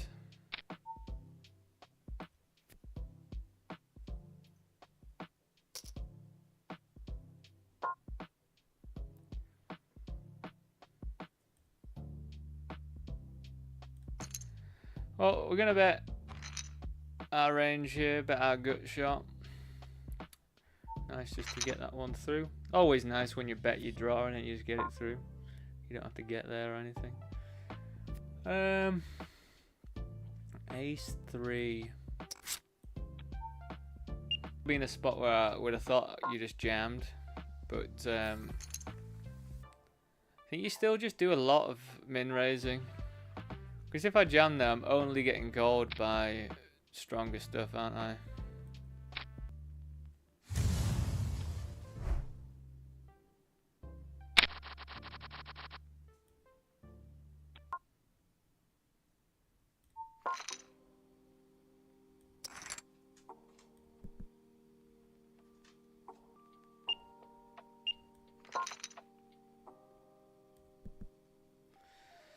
I couldn't work out if I'm too short to continue with, like, because you know, any spades alright, any sort of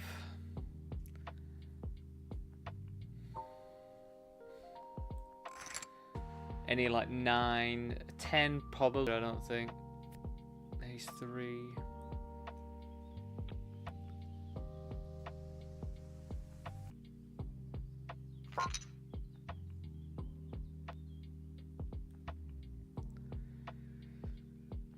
So we do have a lot of things that can go well for us on this one. So I think we will range bet because we would have a lot of 10x here.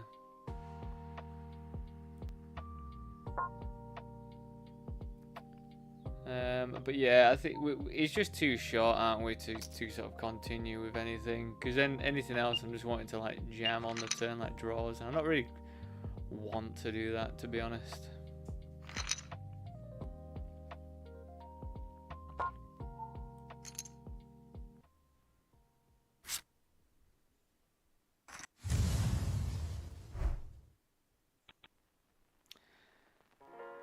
I just came 17th in the $5.50 PKO on Party Poker for $22. Just ran my 9s into King Jack, and you know.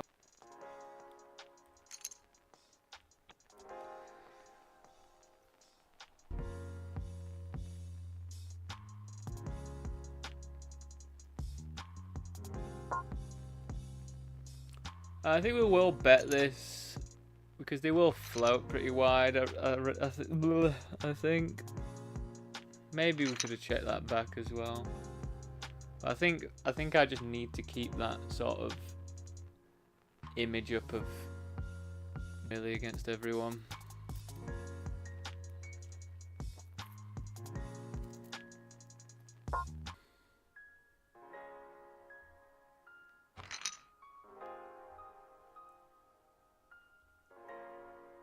Pretty much 100% versus this person because they are defending.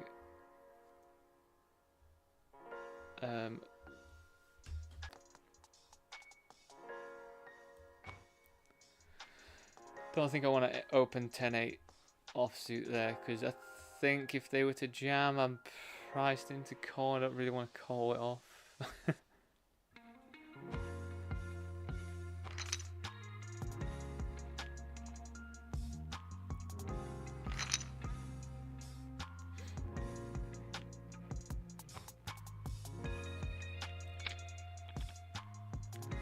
I'll have to snap this one.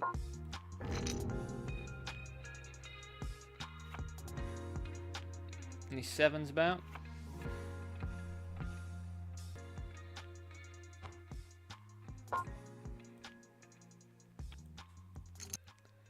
Right, is that us? Yeah, so we're going to be back in about 5 minutes. Well, I will just wait because sometimes PokerStars like to throw up an extra one. No, break's on. Cool. So I'll be back in a few minutes.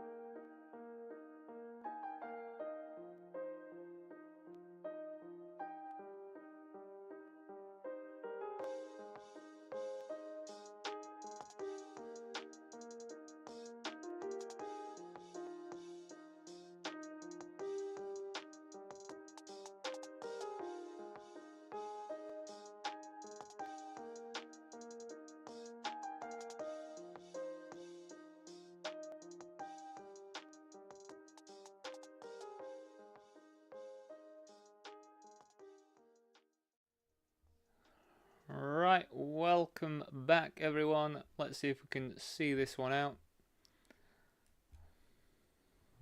And off we go. Oh my goodness.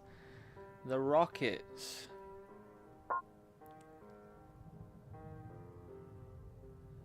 I think I will click it because that look. I think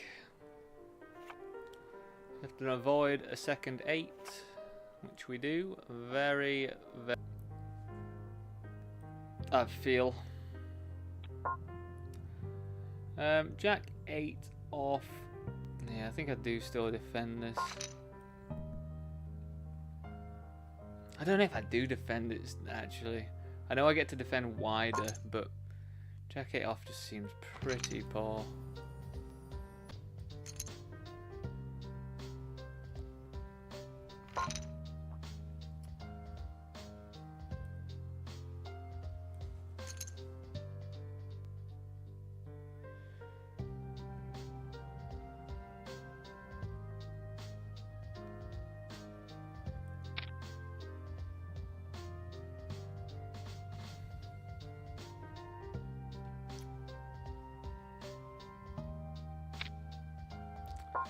So yeah, you have to take into account that like this part of the tournament is pretty intense for the 3rd place.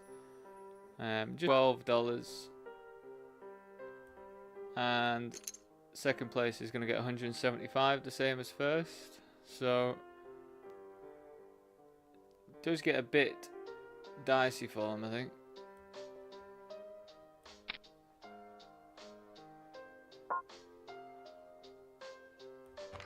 Can't really call that.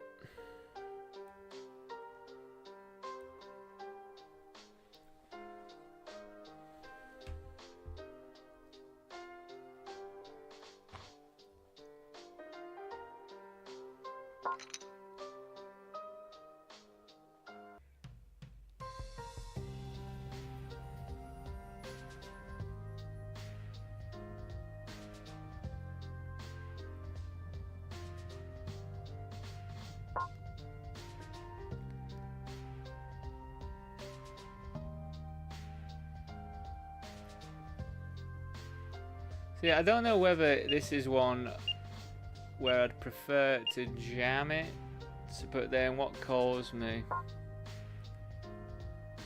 guess we see 3 with it.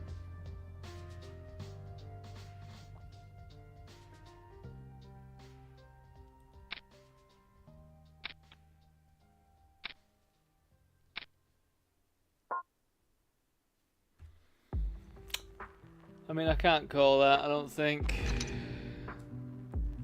God, would have absolutely smashed it. I should have just called everything. Oh no, the 10s would have got me there.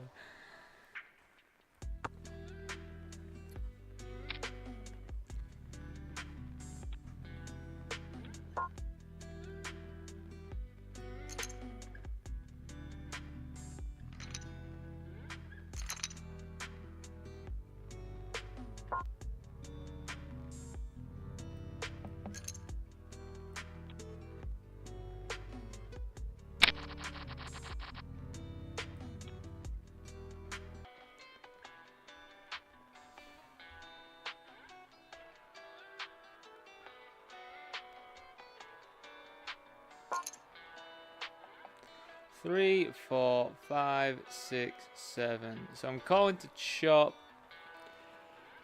I just think when people do this, they just don't. They just always have the 8, don't they? Wow, all the spades, man. I mean, that was a float and a half by them. Oh, GG.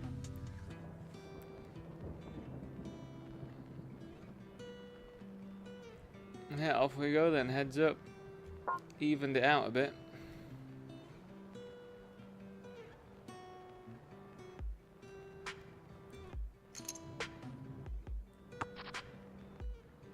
Can't remember the last time I played Brunson's Kid. Heads up, you know. Don't think I have much information on them, how they play. Played them a lot, but I don't think I've ever played them, heads up.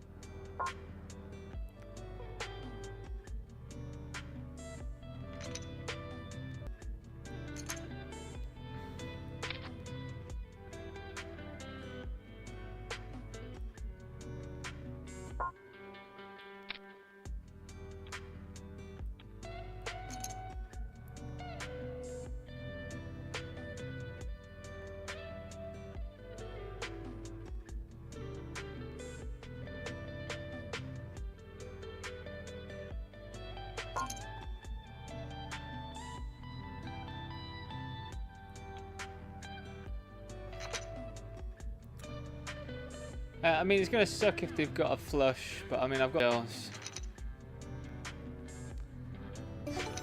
And there we are, everyone. We took...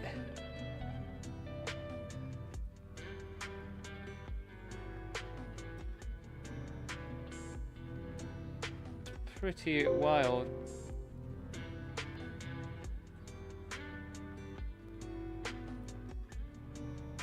Well, very good stuff. Thanks for coming along with me on that one. I just can't, I'm pretty blown away that I won just under 500 first.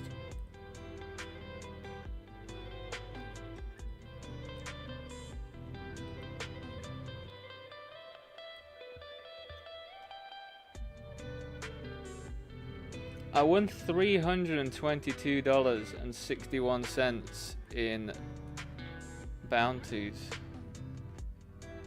Oh yeah, because I win my own, don't I? So that is quite the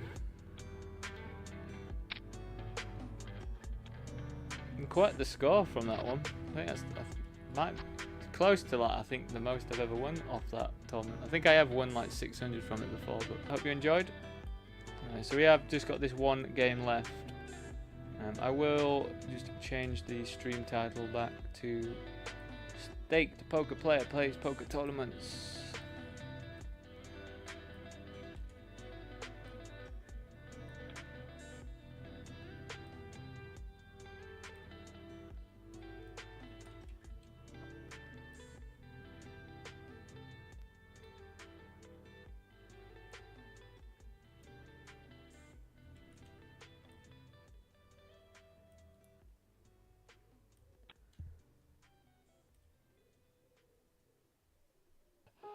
Just keeps me motivated, even though I'm addicted to cards. Watch, and yeah, that was a pretty. I liked their I think I liked their play with King 6 with the King of Hearts. I can't say I'm incredibly knowledgeable about Heads Up. I do play it quite often, but yeah, easy 500. That felt like a pretty easy 500 to be honest.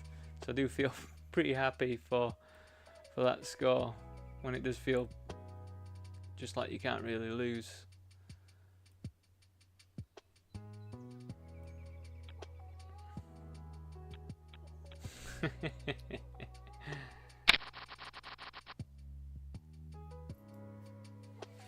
Yeah, every single bounty.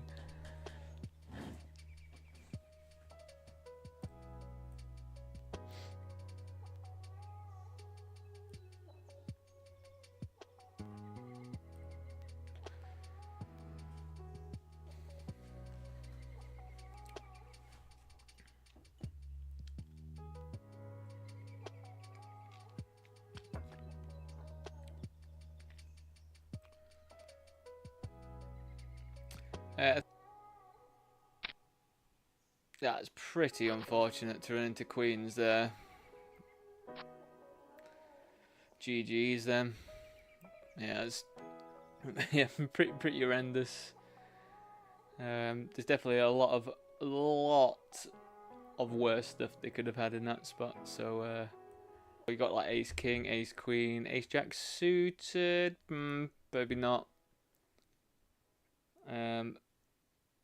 Actually, now that I think about it, with the tens, it felt like a pretty standard jam to me, because they're gonna have a lot of trash that can't call, but then maybe I have to think about what happens if they do call. Maybe that's the part of the puzzle I'm not putting together.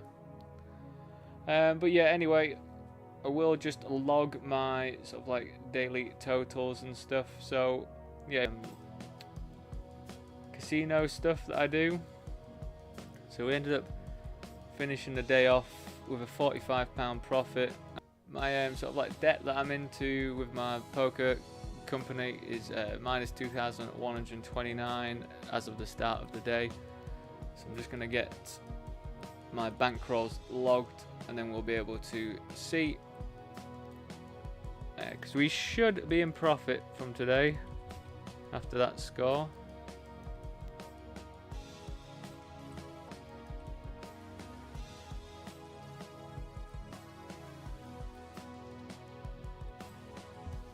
Fresh of what I said. So yeah, it was minus 2,129, and we finished off the day at minus 1,771. So yeah, about 400-ish, $350-ish profit today. This make up for quite some time. But it is a variance, it does happen. My backers also understand that that's just what happens. They do look at the hands that I've been playing and stuff every month, and I've just had my review with them, and they do say it just looks like I'm just in a patch of bad variance at the moment. So as I say, it just happens. But you know, on the plus side, we are doing a bit more studying again as well. Definitely some needed study has been happening, so I'm happy with that. So tomorrow, there's not sure if I will be streaming it or not. It just depends on how sort of like how much time I've got, because I think I've got a pretty busy day tomorrow. So, and yeah, everyone that came in said hi and stuff. That's really nice. I do appreciate people coming in saying hi and all that. And yeah, I'll see you all definitely on Sunday, maybe tomorrow, but Sunday's going to be a good one. Sunday I've got the main event for the WQ bootcamp thing. So yeah, definitely stay